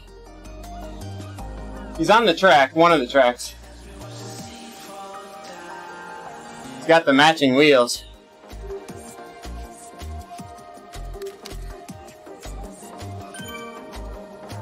Thanks, Olsen.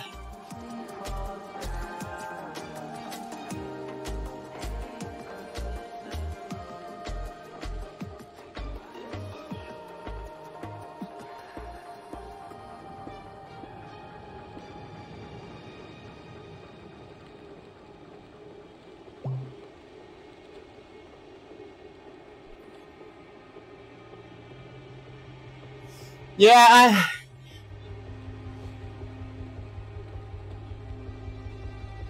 I agree, Carissa.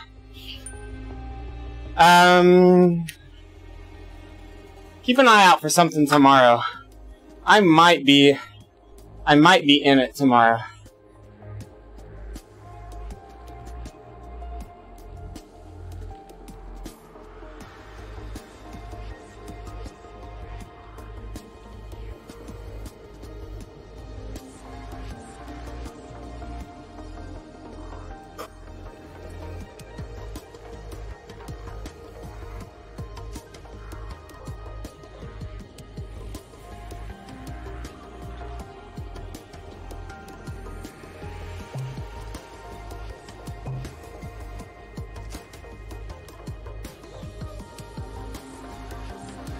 I think so, Indy.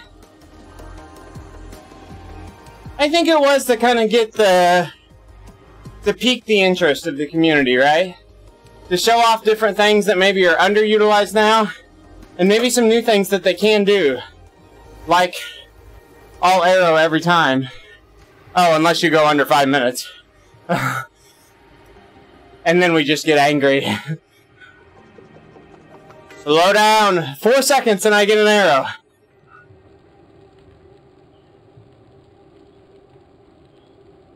Yeah, I had one race where I only had 3 laps that were over 5 minutes. So, when you go through a banner, it basically sets a timer. That same banner will not give you another power-up within 5 minutes. So if you start doing laps faster than 5 minutes, you get power-up every other lap.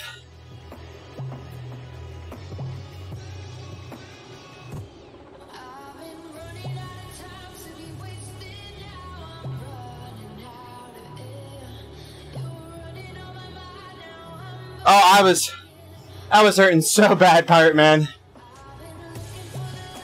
Yeah, it was an A+ problem for sure. I was mad, like, we had a breakaway going, like, why are we going so freaking fast? Who are we running from? Like, god dang, slow down. We were hitting 450, 455. At the beginning of the race, we set a fast lap, and we didn't get power-ups, so the next lap went over 5 minutes, and I'm like, oh, it's going to be like an every other lap thing. When a few of us have an arrow, we'll be faster, and then we'll be slower. And then, like toward the end of the race, we started setting sub 5 minute laps when we weren't using power-ups. Then I was just like, oh, holy crap.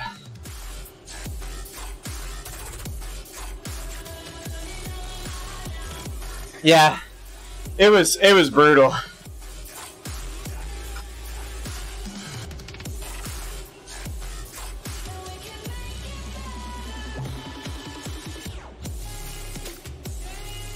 The hard part is you just can never rest when you start getting on that conveyor belt of people. Now, and don't get me wrong, like, in the race, in the ride, you're like fired up, like, but I knew that's the way it was gonna be. So, I don't think there was a problem with the event or the format or anything like that. It is what it is, right? I was angry at my competitors for riding it the way they were, but I actually think, like, it was kind of cool to have the conveyor belt of riders and the, oh, there was draft effect.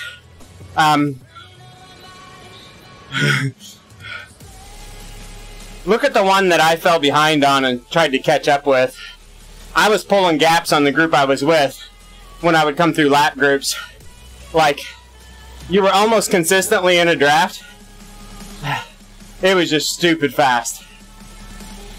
I actually set a KOM on a lap on Strava and held it overnight on that chase. I did 410 watts for a lap trying to catch up coming through traffic, and I got the Strava KOM on the lap. And then Zor came along the next day and beat my time.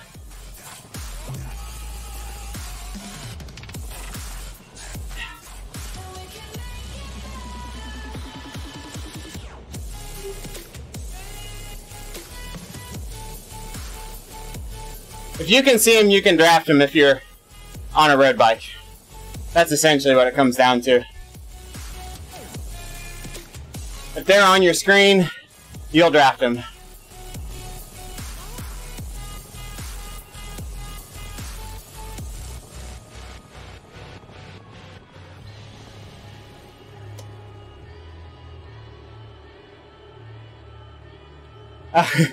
Yeah.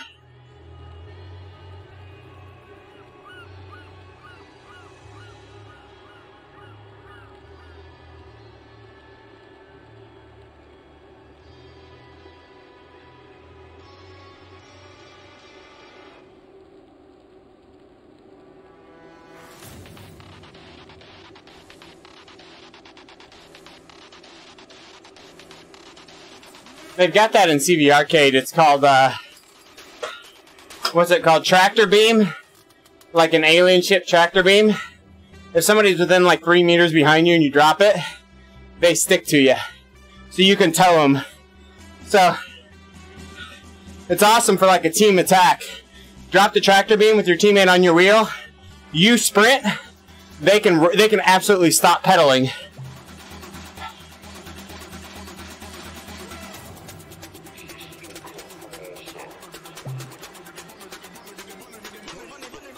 Yeah, well, there's some of that. I'm sure I was aggravating people because I rode a few of those not as a race. And they were probably like, why is this all-star guy not working in a 3-0 pack, you know?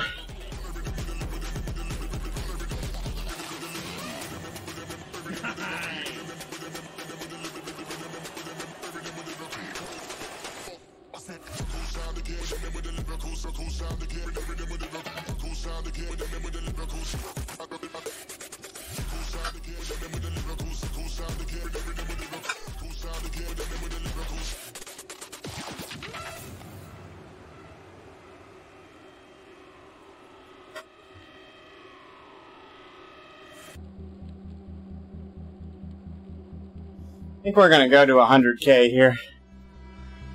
About another 15 miles.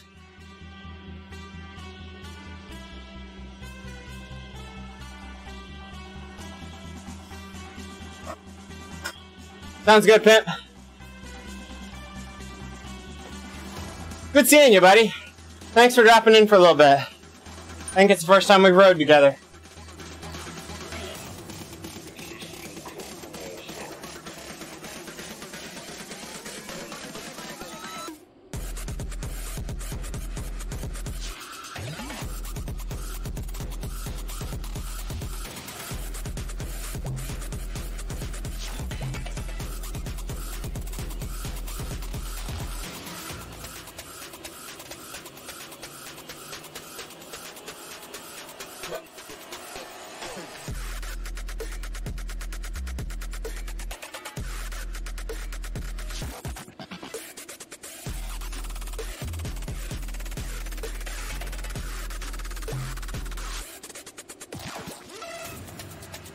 Oh, hey, Porch Cat. Sorry the stream didn't load for you. Are you on a slow connection, maybe? I do have the stream turned up pretty high.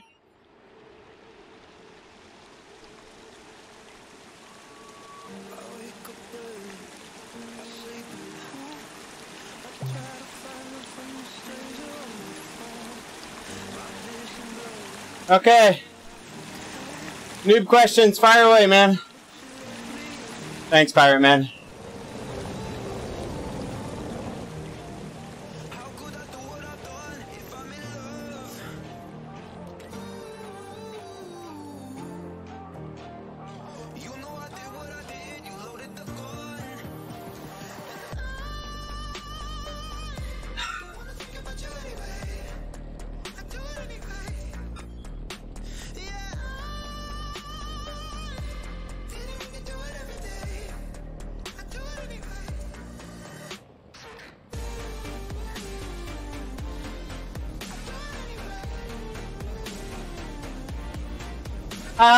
I don't know about the phone app.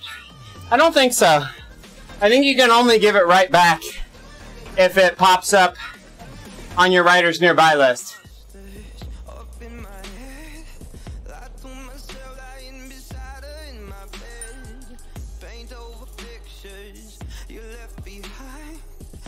punch the walls if it would make you change your mind.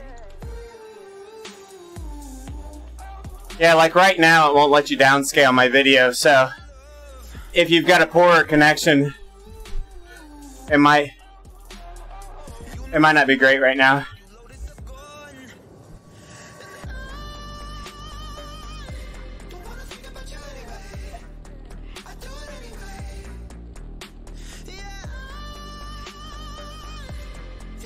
It is a good idea if you could click on the thumb to return it, yeah.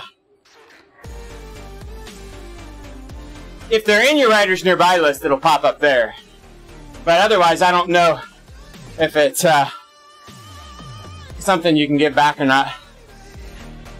Even like when it pops up right below your speed and stuff up there, give me that little orange button next to it with the thumb on it, right?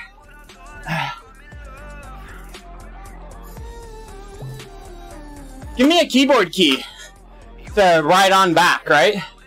Like the R button will return the write on to the last write on given. That's what I want. Give me a button. I get a write on, I just hit the R. Yeah. Feature request. That's it right there. That's the solution.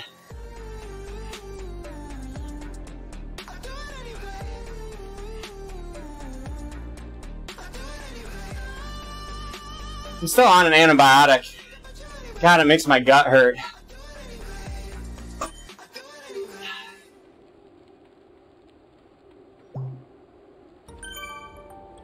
Oh yeah, if you could do it in the... I think it would be good to put it in the mobile app too. I think both places.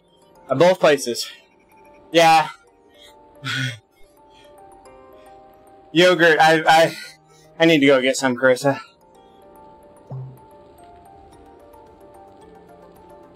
It's just like, it's nothing that really bothers me. I just like constantly have a gut ache.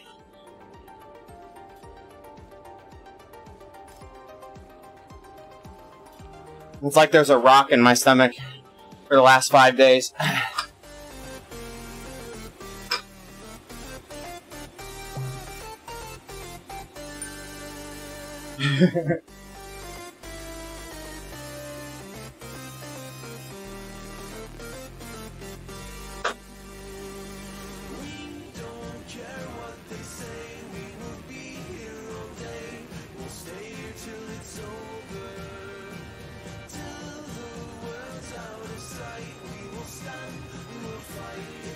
We're averaging about 230 watts total here.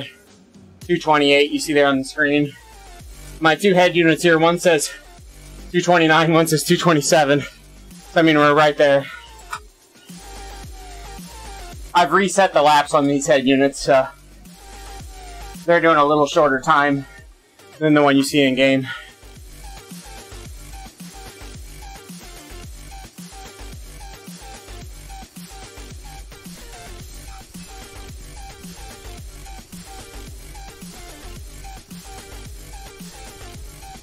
Oh, 9-year-old. 9-year-olds get ride-ons.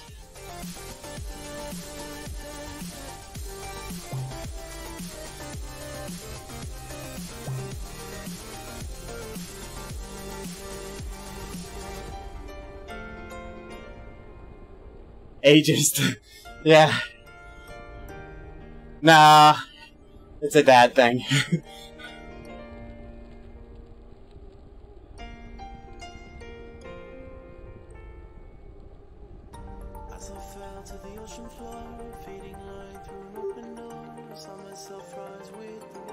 Ah!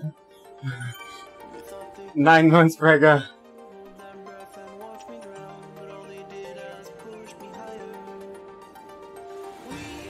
Yeah, my wife's pretty freaked out about the dog bite thing. She's the one that kind of pushed me to see the doctor. Oh, while riding Zwift, sorry. That's the new power-up! Chasing dog. You have to outsprint the dog or you wreck. Oh my gosh, there it is! So you give it to somebody else. Yeah, I was bit by a dog Tuesday night on an outdoor group ride, Carissa. an unvaccinated dog. That's why I'm on an antibiotic.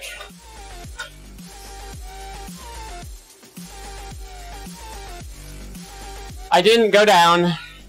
I did have to go to the doctor because he was unvaccinated, so I got a tetanus shot and I'm on amoxicillin. But as long as the dog doesn't have rabies, I'm good. The dog's quarantined right now for 10 days by the animal department, or the local animal control.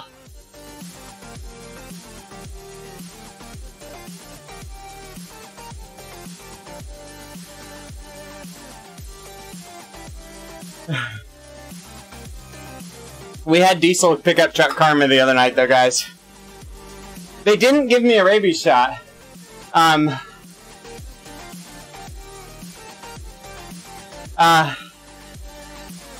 The doctor didn't think rabies was a concern in this area. They contacted the health department, and the health department agreed. So, and the dog is quarantined and being monitored. And it was a person's dog. It wasn't just a random stray. They recommended not doing rabies, so I hope they're right.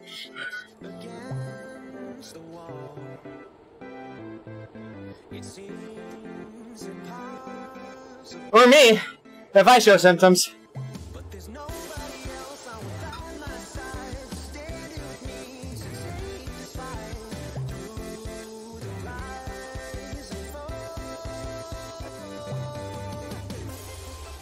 I could have got away from this guy, but we were on gravel coming up to a really busy crossroad. We had a stop sign, so I couldn't sprint. Because it was a 55-mile-an-hour busy crossroad we were coming to.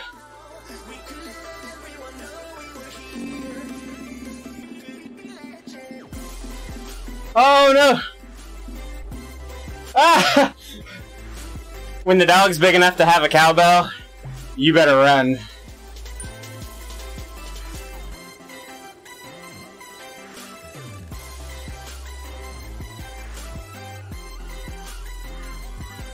It's just more of a nuisance. I'm frustrated about it. I still have to contact medical insurance, and I gotta contact the owners to either get their homeowner's insurance or give them a chance to pay me out of pocket. It's really up to them.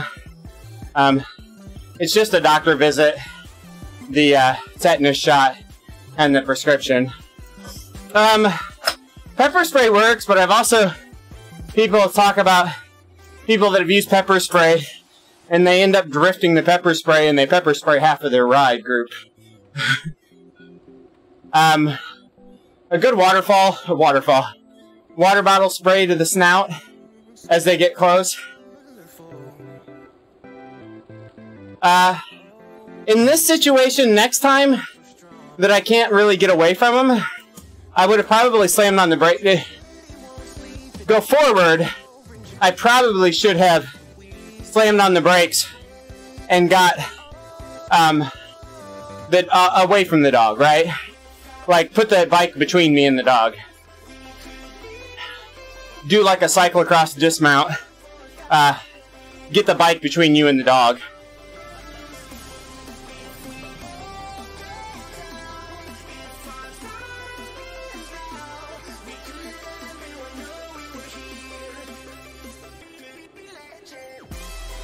I honestly didn't...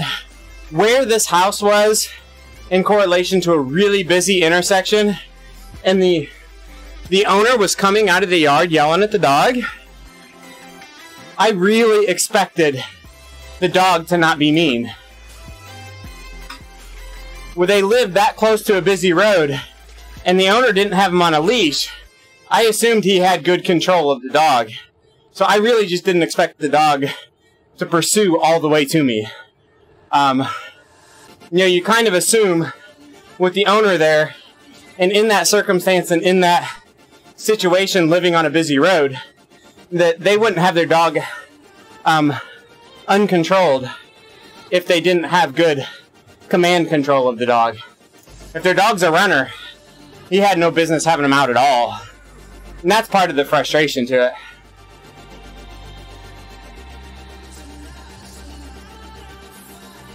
It's just two people. There's two of us riding together. 2 riders and 2 dogs. The biter took after me. And the friendly lab chased my buddy. And the biter picked out me.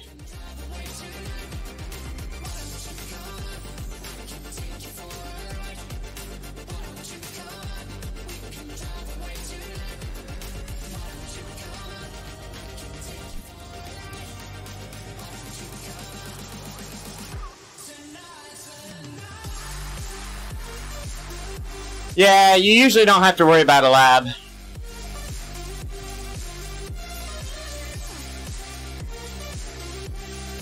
We had one a few weeks ago, and when we're off on these gravel roads, they're not used to seeing bikes as much, right? And this dog come out, busting out after us a couple weeks ago on this gravel road. And the lady was in her yard. We're in the middle of nowhere.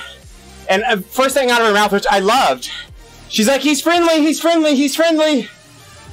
And I immediately was just like, oh, hey, puppy. And I rode at about 4 miles an hour talking to him.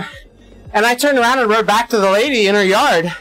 And he just galloped alongside me while I talked to him. You know, but it was like, she did the right thing, that she immediately let us know that he was not a risk. And I immediately just sat up, slowed way down, and everybody else went on, and I got his attention and talked to him, and just did a really slow U-turn in the road, and he just hopped along next to me, you know, and that was like, you know, it felt good. Like, he would have chased us for a while just for fun, and the owner would have been worried about him getting hit by a car. It's like, I'm not upset at people in that situation, but if your dog's a risk and going to be aggressive, you got to have them under control. And if you're not outside with them, you can't let them loose like that either. Even out in the country, if they're going to go out on the road, you need to have them contained.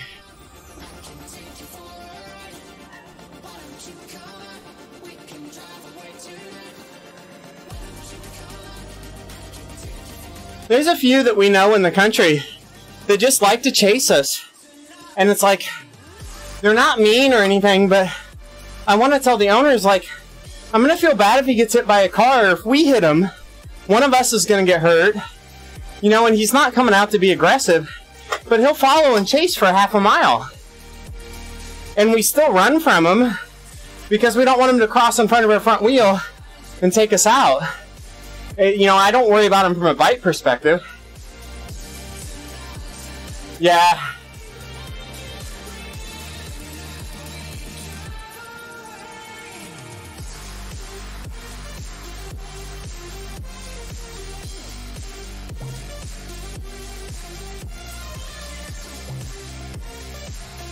Yeah, always those little yappy ones that, like, they get right in front of you and look over their shoulder, right? And you're afraid, like, to pass them, they're gonna dart in front of you.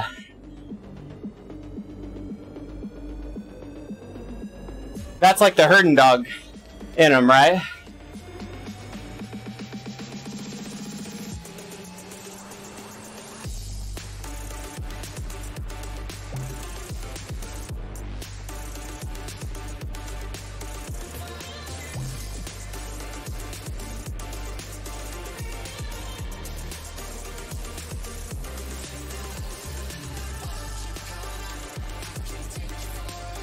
Messed up the dog's hip or the guy?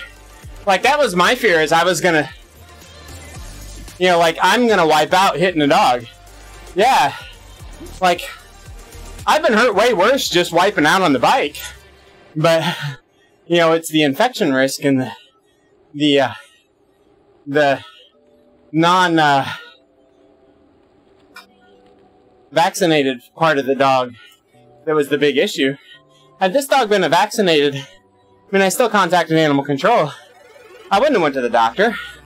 I would have put on Band-Aids and Neosporin, and it would have been done for. I want it documented that if it does get infected, or gets bigger of an issue, they're liable, but I wasn't going to run to the doctor.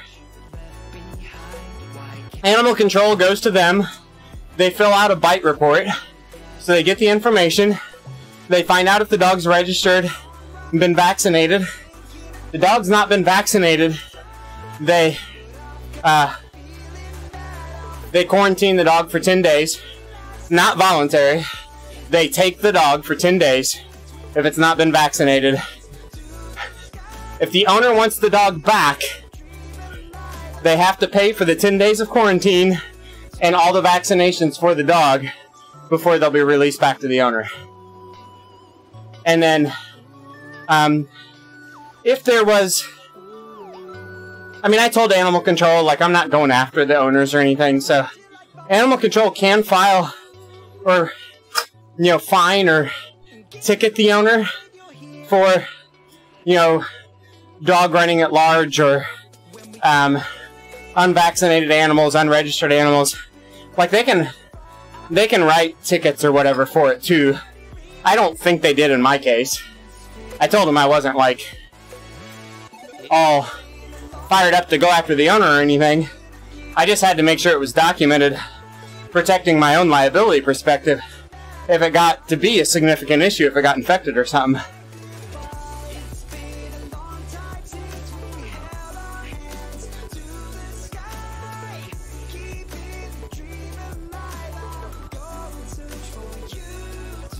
Yeah, and Carissa, they absolutely would handle those things too if we contacted them. The guy that was with me was actually a police detective. So he was like, I would only call, the sheriff's only going to get involved if there's a conflict between you and the owner. Just call, you still call the same dispatch, right? But they dispatch Animal Control unless there's a person-to-person conflict. So if I went back to the house and we were having a dispute over the dog, the police would come to calm the dispute. I didn't go back and confront the owner. The owner saw it happen. I know the owner knew it happened. I got about a half mile down the road and I stopped and called Animal Control. And they told me not to go back to the house, that they would take care of it.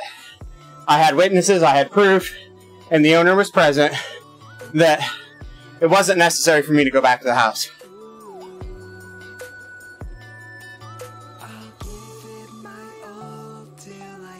Well, and some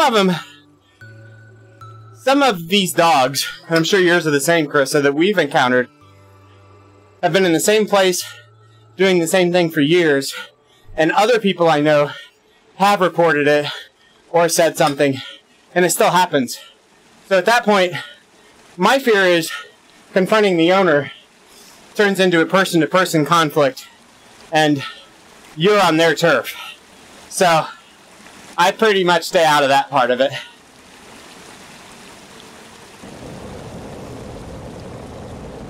We've got a few known houses where we watch as we're catching, and it's like, oh, if the black dog is under the porch, you gotta sprint before he sees you. And no loud shifts.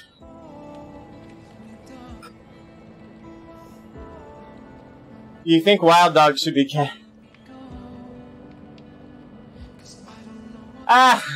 yeah, Charlie. Yeah. It's always fun when you get the old guy, right? The gray muzzle, walks with a limp, and man, he is working hard and he is barking and he is coming at you. But he is smiling from ear to ear too, right? Like you can see the expression on the dog's face. And he can only move about 10 miles an hour, right? And you're like, oh, poor guy. He just wants to catch something. Let him catch something.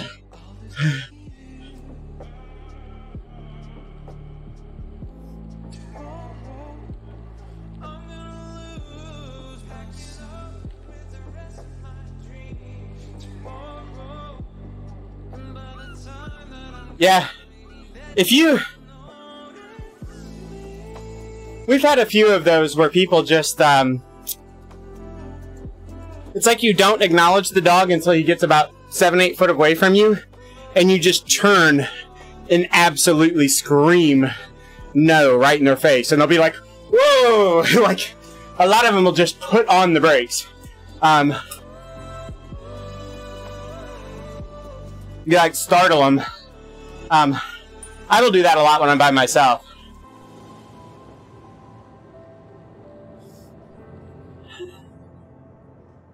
I've already given Scotty a ride on. He's catching me, he's lapping me.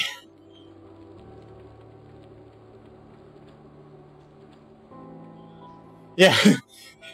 Right, Cursa. My dad does have the air horn thing where it's like the soda can air storage container that fits in a bottle cage with a horn. You pump it with like 100 psi of air. That thing will make your eardrums bleed. He's got it on his recumbent bike. And you can lay into it for a dog or give it just a little toot on the bike trail for walkers that are not paying attention.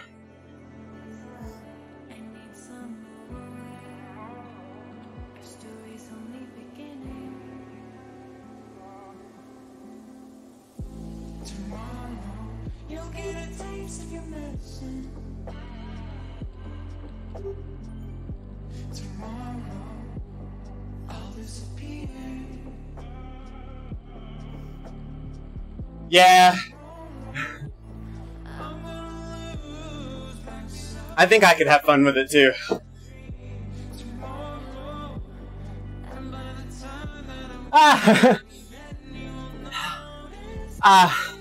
I'm all about the multi-use trails, guys. And I'll share the trail with anybody. But if you are walking or running, you either need to have full audible recognition of what's going on around you, or you have got to stay on your side of the trail, hold your line, and don't be pissed at me when I scare you when I pass, right? I'm not saying you can't have your headphones on, but if you're going to have your headphones on, you don't run 3 wide, you don't block the trail, you stay on your side, you hold the line, and you better get used to me flying by you. Because I'm saying on your left, and if you can't hear me, that ain't my problem.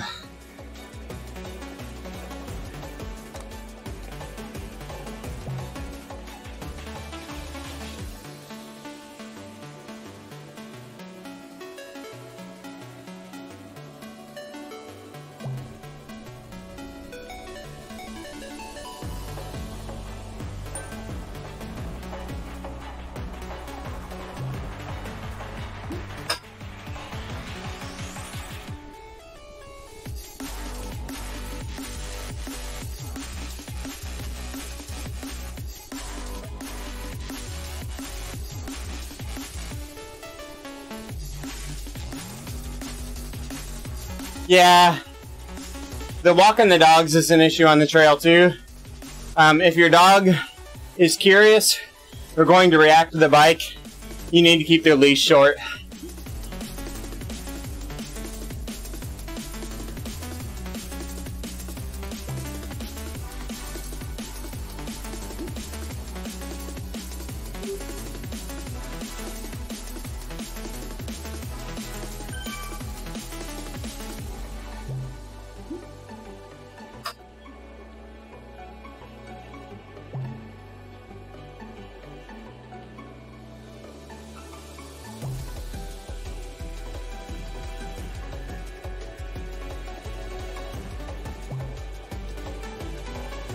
It did have me looking for a little more seriously running cameras full time on the bike. I've been running my GoPro off and on. I didn't have it for this ride.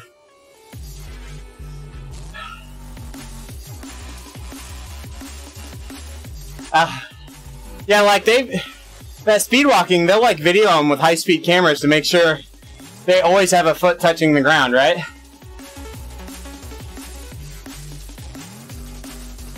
Yeah, the, what is it, like the Fly Q6 and the Fly Q12, whatever it is? They make the one that's a rear view light, and then they make a forward view light. I'm thinking about the rear view light, because it's just like it just repeats, right? And if you have an incident, you hit a button and it captures that block. You know, so that's really cool. And it doubles as a light. I think for the front, just a typical GoPro. I'm just debating about, do I upgrade my GoPro to one that does better image stabilization. I've got an old Hero 4 Plus Silver, I think it is. And like the Hero 6 and the Hero 7 have really good vibration stabilization. Like when I ride gravel, you cannot really watch my video.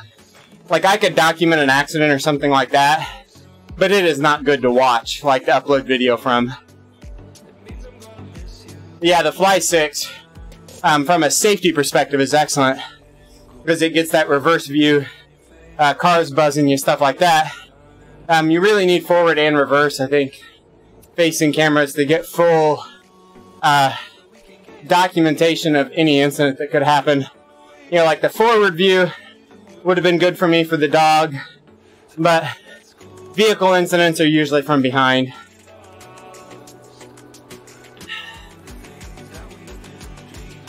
I got some friends that have them, and even though they didn't get hit, they posted some videos that are just like, this is from my ride tonight, guys. This is how you don't pass a cyclist, and this is how you do pass a cyclist. Yeah, that's what I was looking at. Like, the 5 and the 6 appear to have much better than the 4 that I've got. But then, like, 7's on a whole nother level.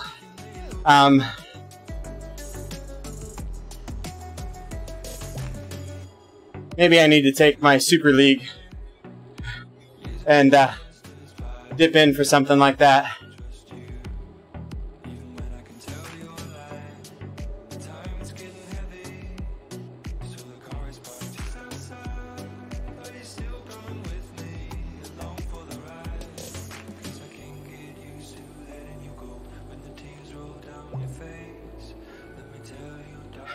Indy, actually, that's a good idea.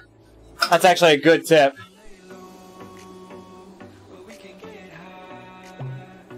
What I don't like about the GoPro is, like, the GoPro I've got now, you know, I bought extended batteries for it and all that stuff. If I go with a 7, I think I'm gonna have to do similar, right? Like, if I wanted to record 5, 6, 8-hour rides, I'm gonna have to get extended batteries or multiple batteries and swap batteries mid-ride, like that kind of stuff too. So it depends on if I'm recording just for safety or if I want to record for documentation and upload. Like the Fly 12 is a front light recorder that is like the Fly 6 and would probably be good if I just wanted it for documentation and safety. But the GoPro, or maybe even the Garmin Verb, right? They've got, the Verb's pretty damn good now too. For forward.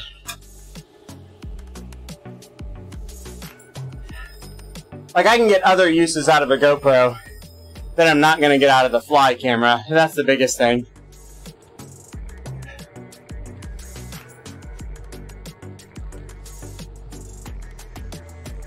Alright, cooling down.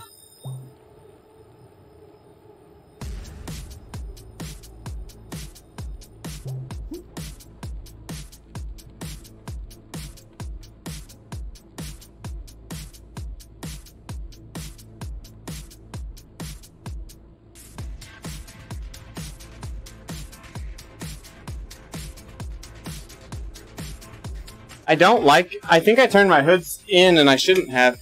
I think that's part of my wrist problem.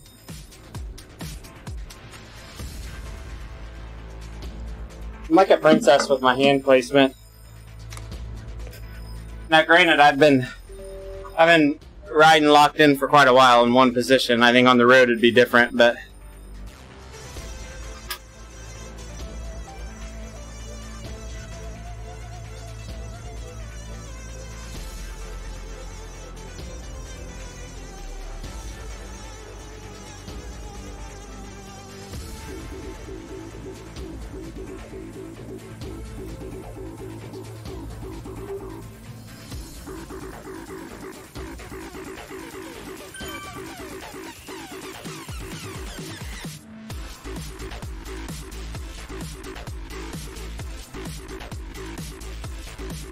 It is so hard to get locked in, so... Yeah. So, Chris, I don't ride this bike indoors much. And I really don't ride it indoors much because I can't ever quite get it right on the trainer. But, I got some new kit for it. New bars and stuff, so I was like, oh, I'm going to put it on the trainer. I need to get it dialed in a little better anyway. It's like the road bike on the trainer is super comfortable. That's what I've been riding all winter. And this one just, with the new bars and stuff, getting the hand position just right. The trainer is perfect for doing that because you're locked into that position for a really long time. If I'm going to have a problem with it, it's typically going to be on the trainer before it is outdoors. So, now I'm just trying to fine tune it, but I actually think after riding so long on the trainer and not much outside, I think I figured out one of my feelings that was weird on this bike. I moved the saddle forward last night about a ½ centimeter, and today felt much better. So I think the saddle was a little bit too far back on this bike. And then the new bars are the flared style bars, the gravel bars. So they, instead of the drops being like this, they're a little flared. So it's getting the angle right on the hoods for the wrist. And getting all that dialed in right. I'm eager to ride them outside because I do like the drops. The drops are shallow. They've got a good hump on them. I can get the brakes really good in the drops. Like, all that's really good. It's just getting it all dialed in right.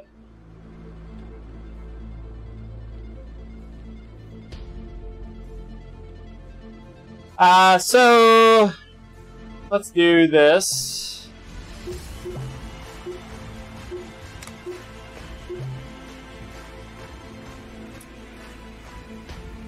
I've got new, fairly new SPD shoes on. They probably only have, I don't know, 600-700 miles on them for mountain shoes. And I really like these shoes compared to my old mountain shoes. We're going to do a spin down quick on the kicker.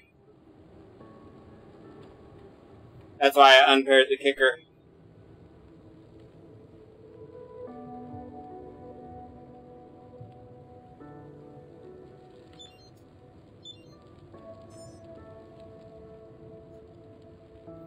While we do that, we'll get the head units plugged in for the true power comparison. So, we're getting the spin down going here. Okay, we got spin down going. I'm going to hop off the bike and plug in the head units into their USB cords so we can compare power files.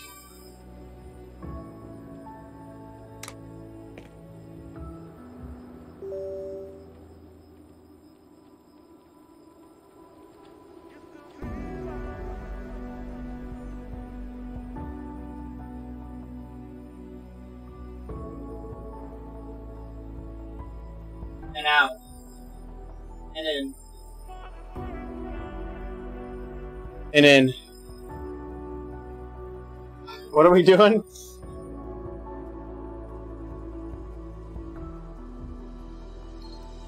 We did a 25-second spin down, 118 degrees. Oral yoga. Yikes. We'll move past that.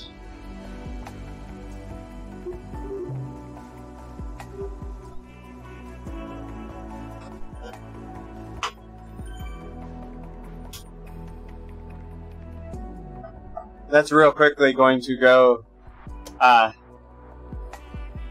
do inappropriate stream content.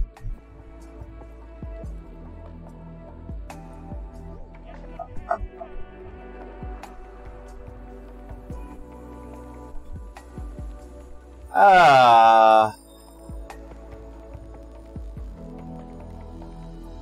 don't know why this keeps logging me out.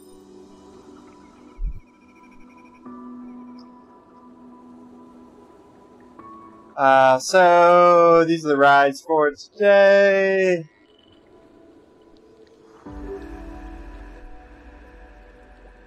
And then we gotta grab one off the Element Bolt. This is the one we gotta copy first, because it won't pull it off of a non-lettered drive. So we just paste it over here.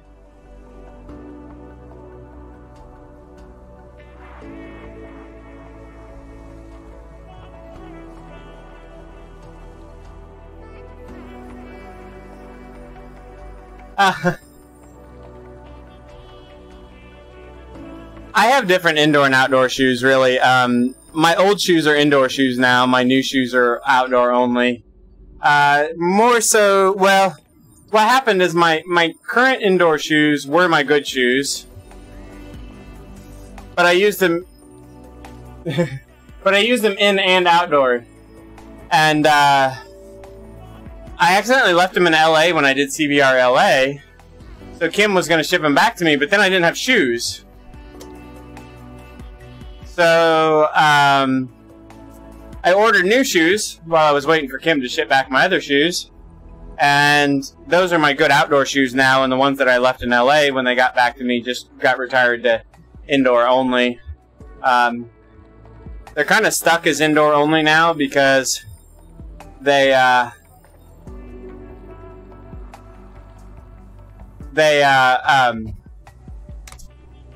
the cleats rusted on because it's been so long since I've changed them. So we got a little bit of a gap here at like 15 seconds to 1 minute up to here. I'm not sure what that is. But then they like step right into line here. So it might have been an odd reading or a dropout or something that was causing, it looks like, the kicker to be low for about 1.5 minutes here. And then they, boom, step right into line. And they're right on top of one another within a watt. I mean, all the way through here. 1 watt difference, 1 watt difference. All the way out. 2 watts difference here. And we're out at 2.5 hours here. So, looking good overall. Average power, 2 watts difference. Weighted power, 2 watts difference. Max power. Looks like there's a 40 watt difference in max power. That might have been an anomaly. I never really pushed the pace. You also have to remember, at 400 and some watts, that might have been me jumping out of the saddle to climb a hill, like right where we're at right here. And the stages is picking up just that left leg, where the kicker picks up both legs, and the kicker has a higher number. So I might have kicked with my right leg, which is stronger, and the stages didn't pick up that peak. So that doesn't concern me at all. One thing we have been doing, I don't know if everybody here knows that. Pretty much every time I record like this now, I save it out here, I copy the link, and I post the link in my Strava for that ride too. So we'll post the link to that comparison in the Strava for this ride when I upload it as well. We burned 2,000 calories. So, good hard ride there. I'm going to ride just a little bit longer here. We'll save the last bottle there, but we will grab a little bit of something to munch on while we cool down. So anybody a beef jerky connoisseur? I told my wife to buy me some beef jerky at the store. She bought me this big container of, it's turkey jerky, but it has to be refrigerated after opening. And I'm like, oh, no, when I'm my bike packing trip last fall, I bought jerky to take with me because you didn't have to refrigerate it. I don't know if it's because it's turkey. But I did a little Google research, and Google research said like a lot of beef jerkies are only good for 3 or 4 days if they're not refrigerated. So, I'm not sure if the turkey jerky is like... Right. On the turkey jerky, I'm not sure if that 3 days would hold true, or if like I'm gonna get sick if I leave it out. But if I go on a bike packing trip where I need to stay overnight in my bags, I'll get different jerky.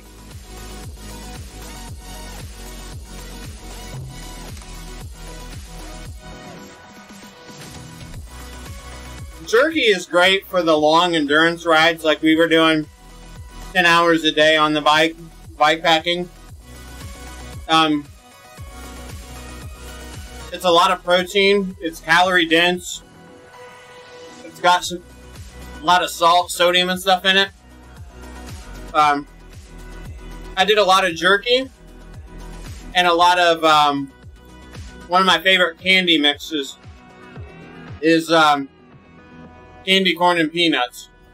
Just very similar to eating a payday, right? Payday is a popular food for that kind of riding too.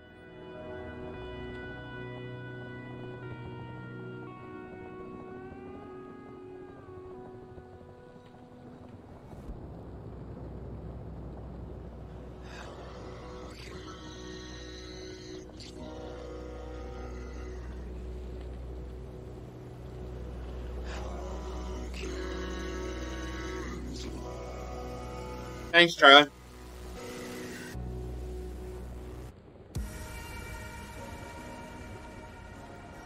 Turkey is good.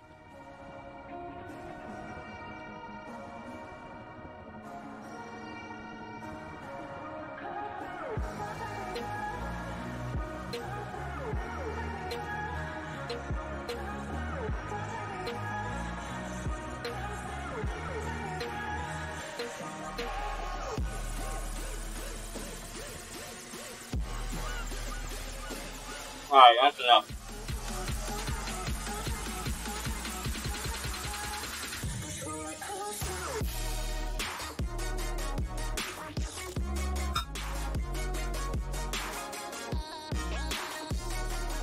Doing some nice chilling here.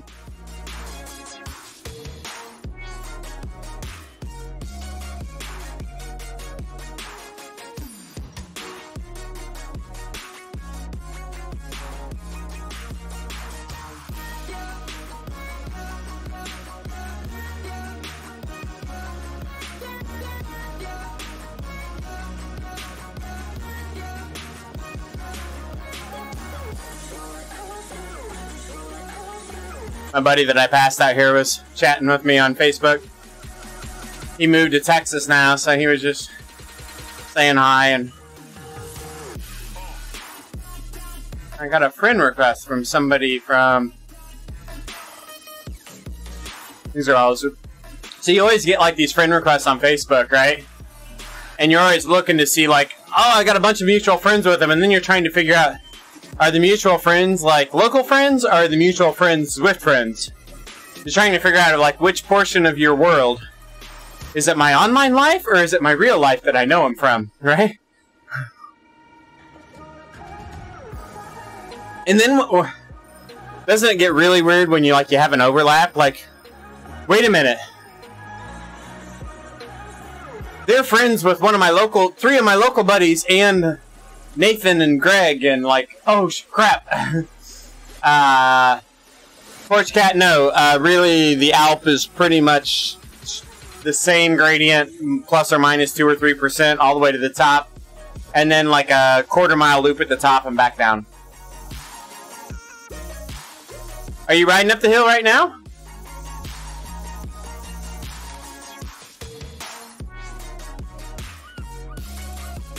Yeah. So I've got a few of those overlap. I've got a couple people, Carissa, that so some of the big St. Louis cyclists, you got Spencer Segerbrook, who won the E-Crit last year. He's got some friends that are close enough around me that we have like mutual in real life cycling friends, and we also have like mutual Zwift friends. So some of those guys overlapped with me. A local Cat 1-2 racer from my area moved to Matt Gardner's area, which is central Iowa, a few years ago. So, like, Matt Gardner rides with him outdoor in real life. I ride with both of them on Zwift, but he is mutual friends with all my local fast riding partners because he rode around here for 8-10 years as a Cat 1-2 racer. So it's like you get all this weird stuff like that, right? So you're on the hill? Nice. If you would have told me before I backed off, I might have actually Went and hunted you down. Rode with you, but I don't want to ride no more now. You guys see the salt, right? The black bib's turning salty. You can see how much I sweat. It's hard, Carissa, to do a partial alp. Yeah, if I went over there, I would do the whole thing. You can see the salt build up, though. So let's log my food for the day while we're soft pedaling here.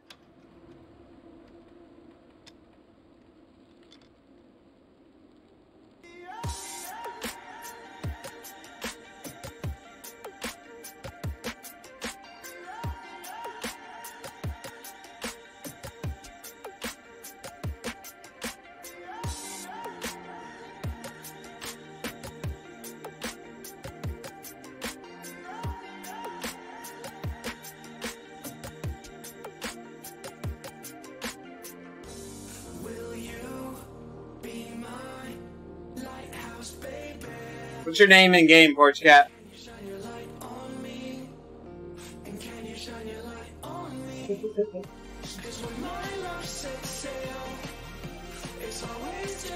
That's funny. That's funny.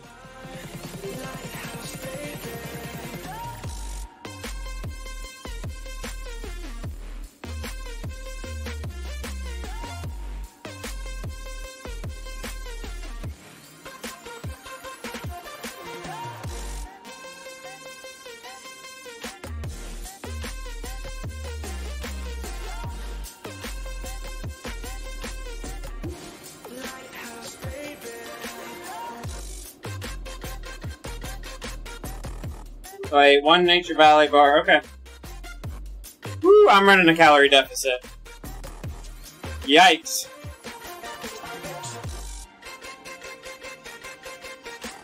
I did not eat enough.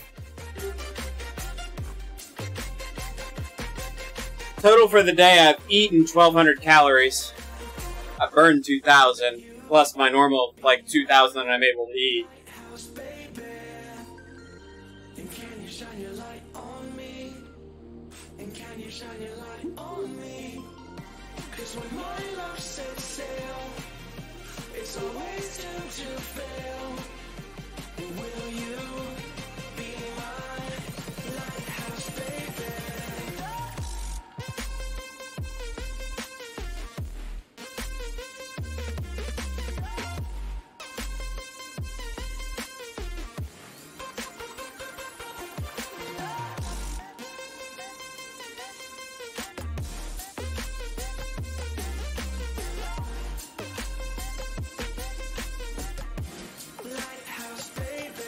On here.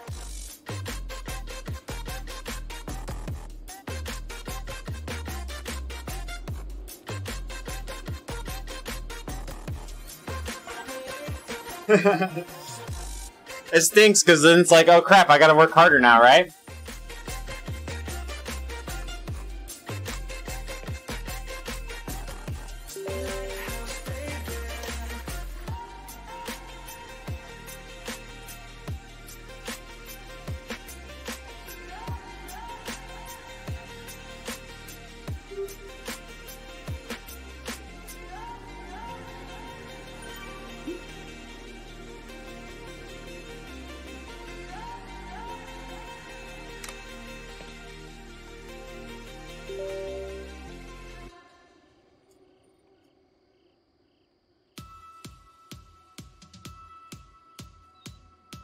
I don't find Porch Cat in game. Oh, K Morris. Oh, there it is. There it is. There it is. Okay.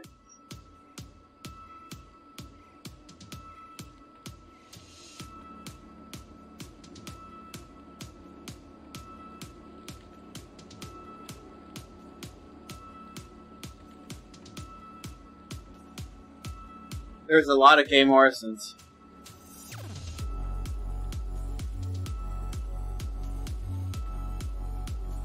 There's a lot of K Morrisons. Woo, baby.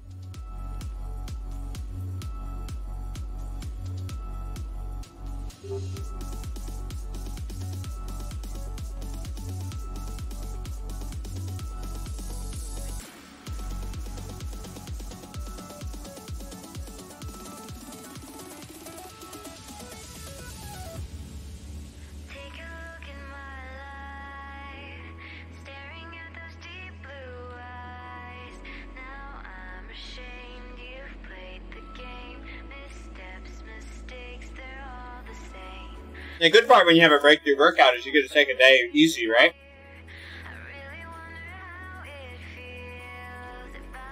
There's like 30 Kim, Kathy, Kevin.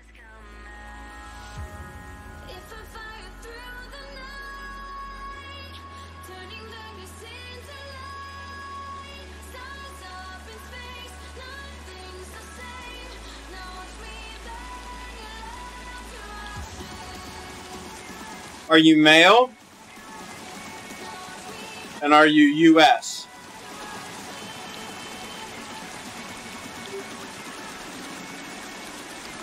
I think if you're male and US, I know which one you are. There's a lot of female names. Katie, Kathy, Kelly, Kate, Kelsey, Kim, Kimberly, Kirsty. Like, holy cow. Alright.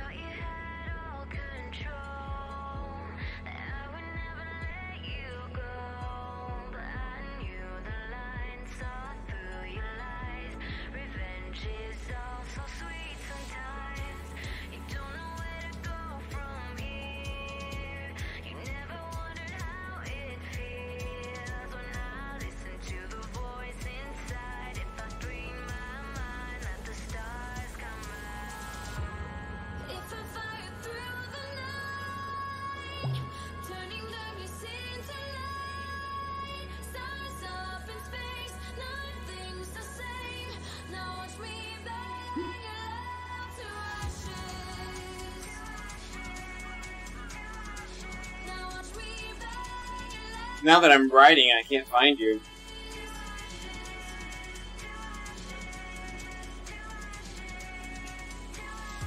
Oh yeah?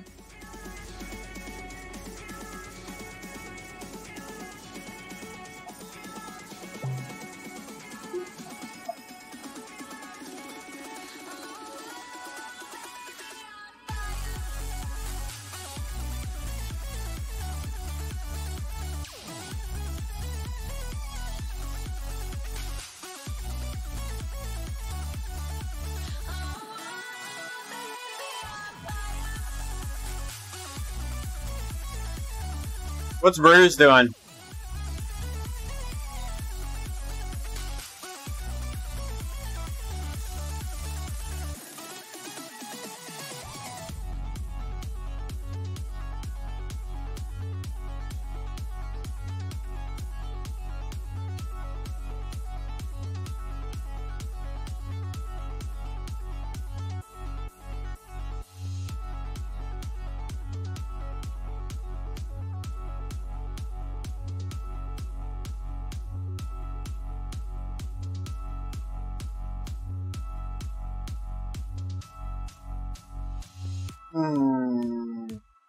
Oh, here we go. Ah.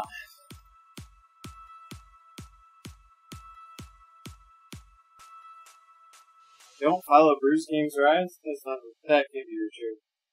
I do now.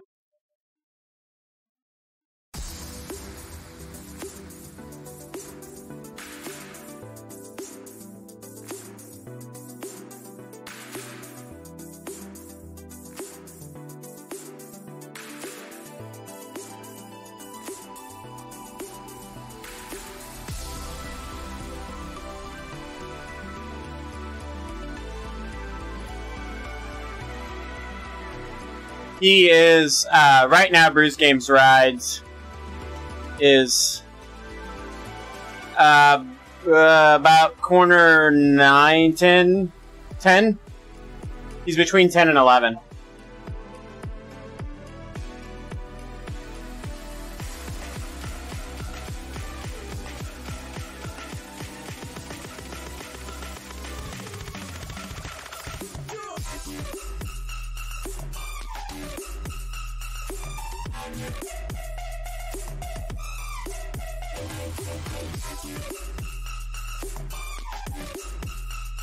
He's behind you.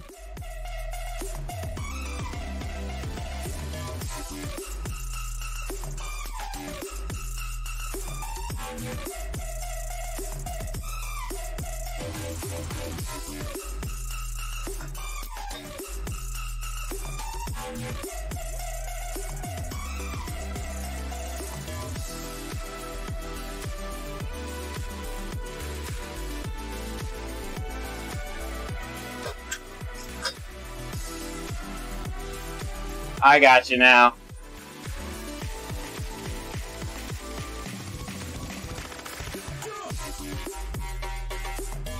Yeah, I gotcha.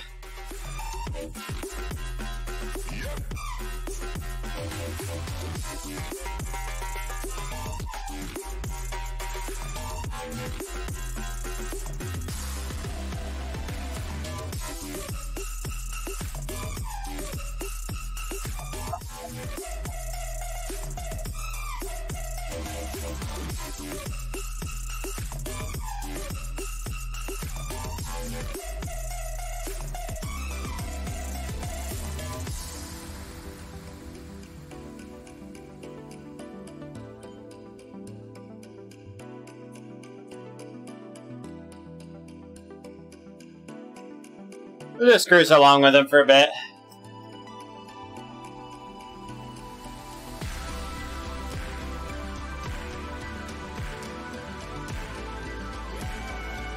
I might do something early afternoon.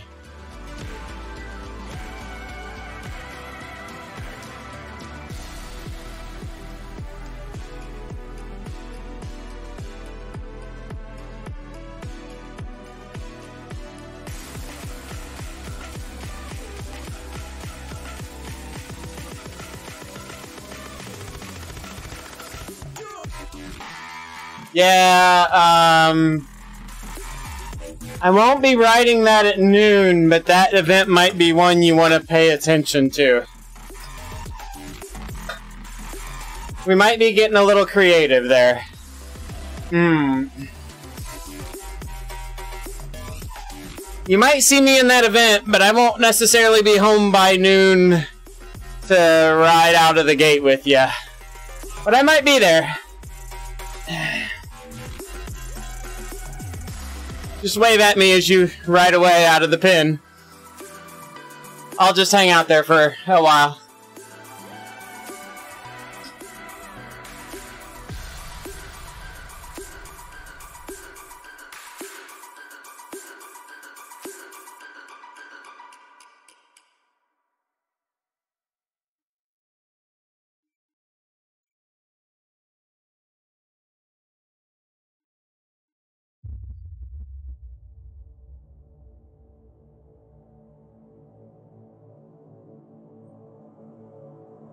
Alright, here we go. That's Porch Cat.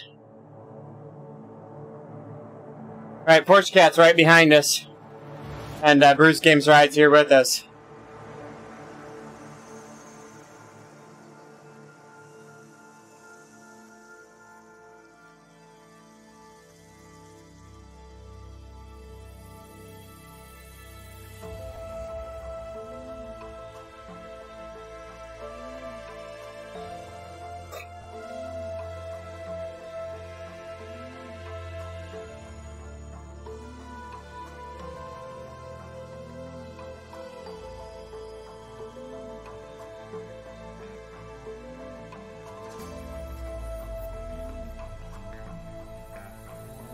Yeah, it was something different.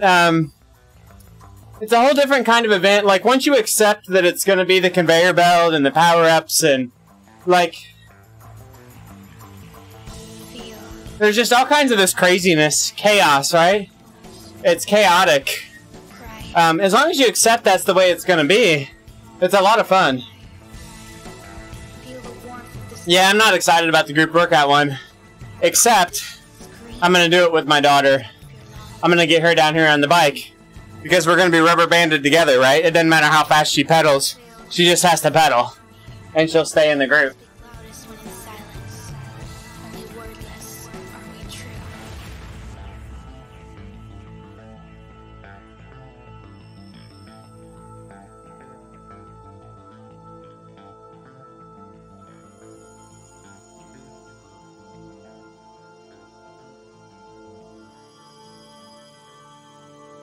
Yeah, the part I don't like about the group workouts, Carissa, is just what, and it's more of the, it's really dumb actually, but I get no distance in it. Like they slow you down so much that like the pace is so slow.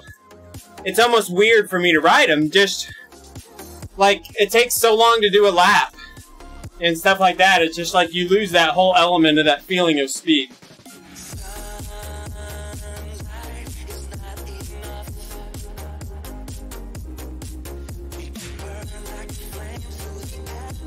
Yeah, that's true. And for me, it's not as much about the distance that you upload, but the sense of speed in the game, right? Like, it just feels so damn slow. That's the part, I guess, that bothers me. Not necessarily about what I upload.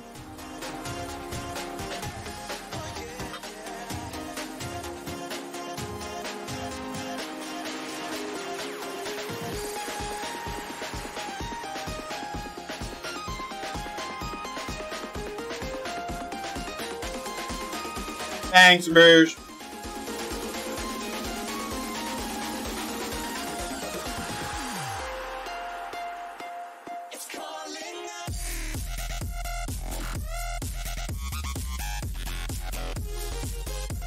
Alright. I'm gonna finish my jerky and then we're gonna raid Bruce.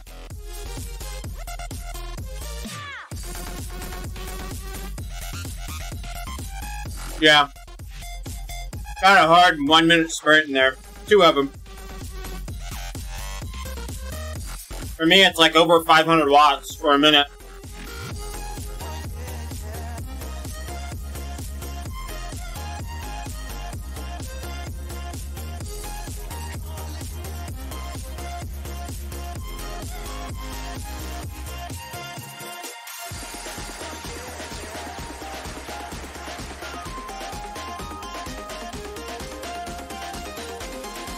No problem, Porchcap.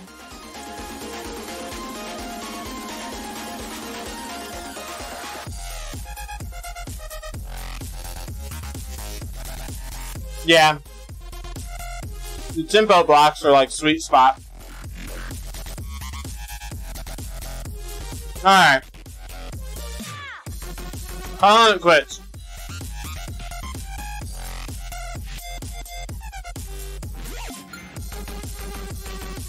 Getting a raid queued up.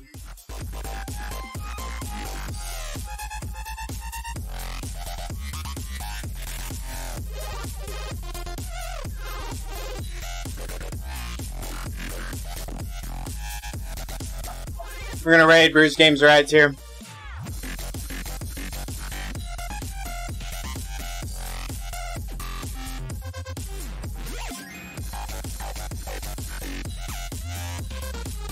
Alright guys, have a good weekend. I'm out. We'll be here tomorrow midday, I think. So, thanks for hanging out with me. Thanks for chatting.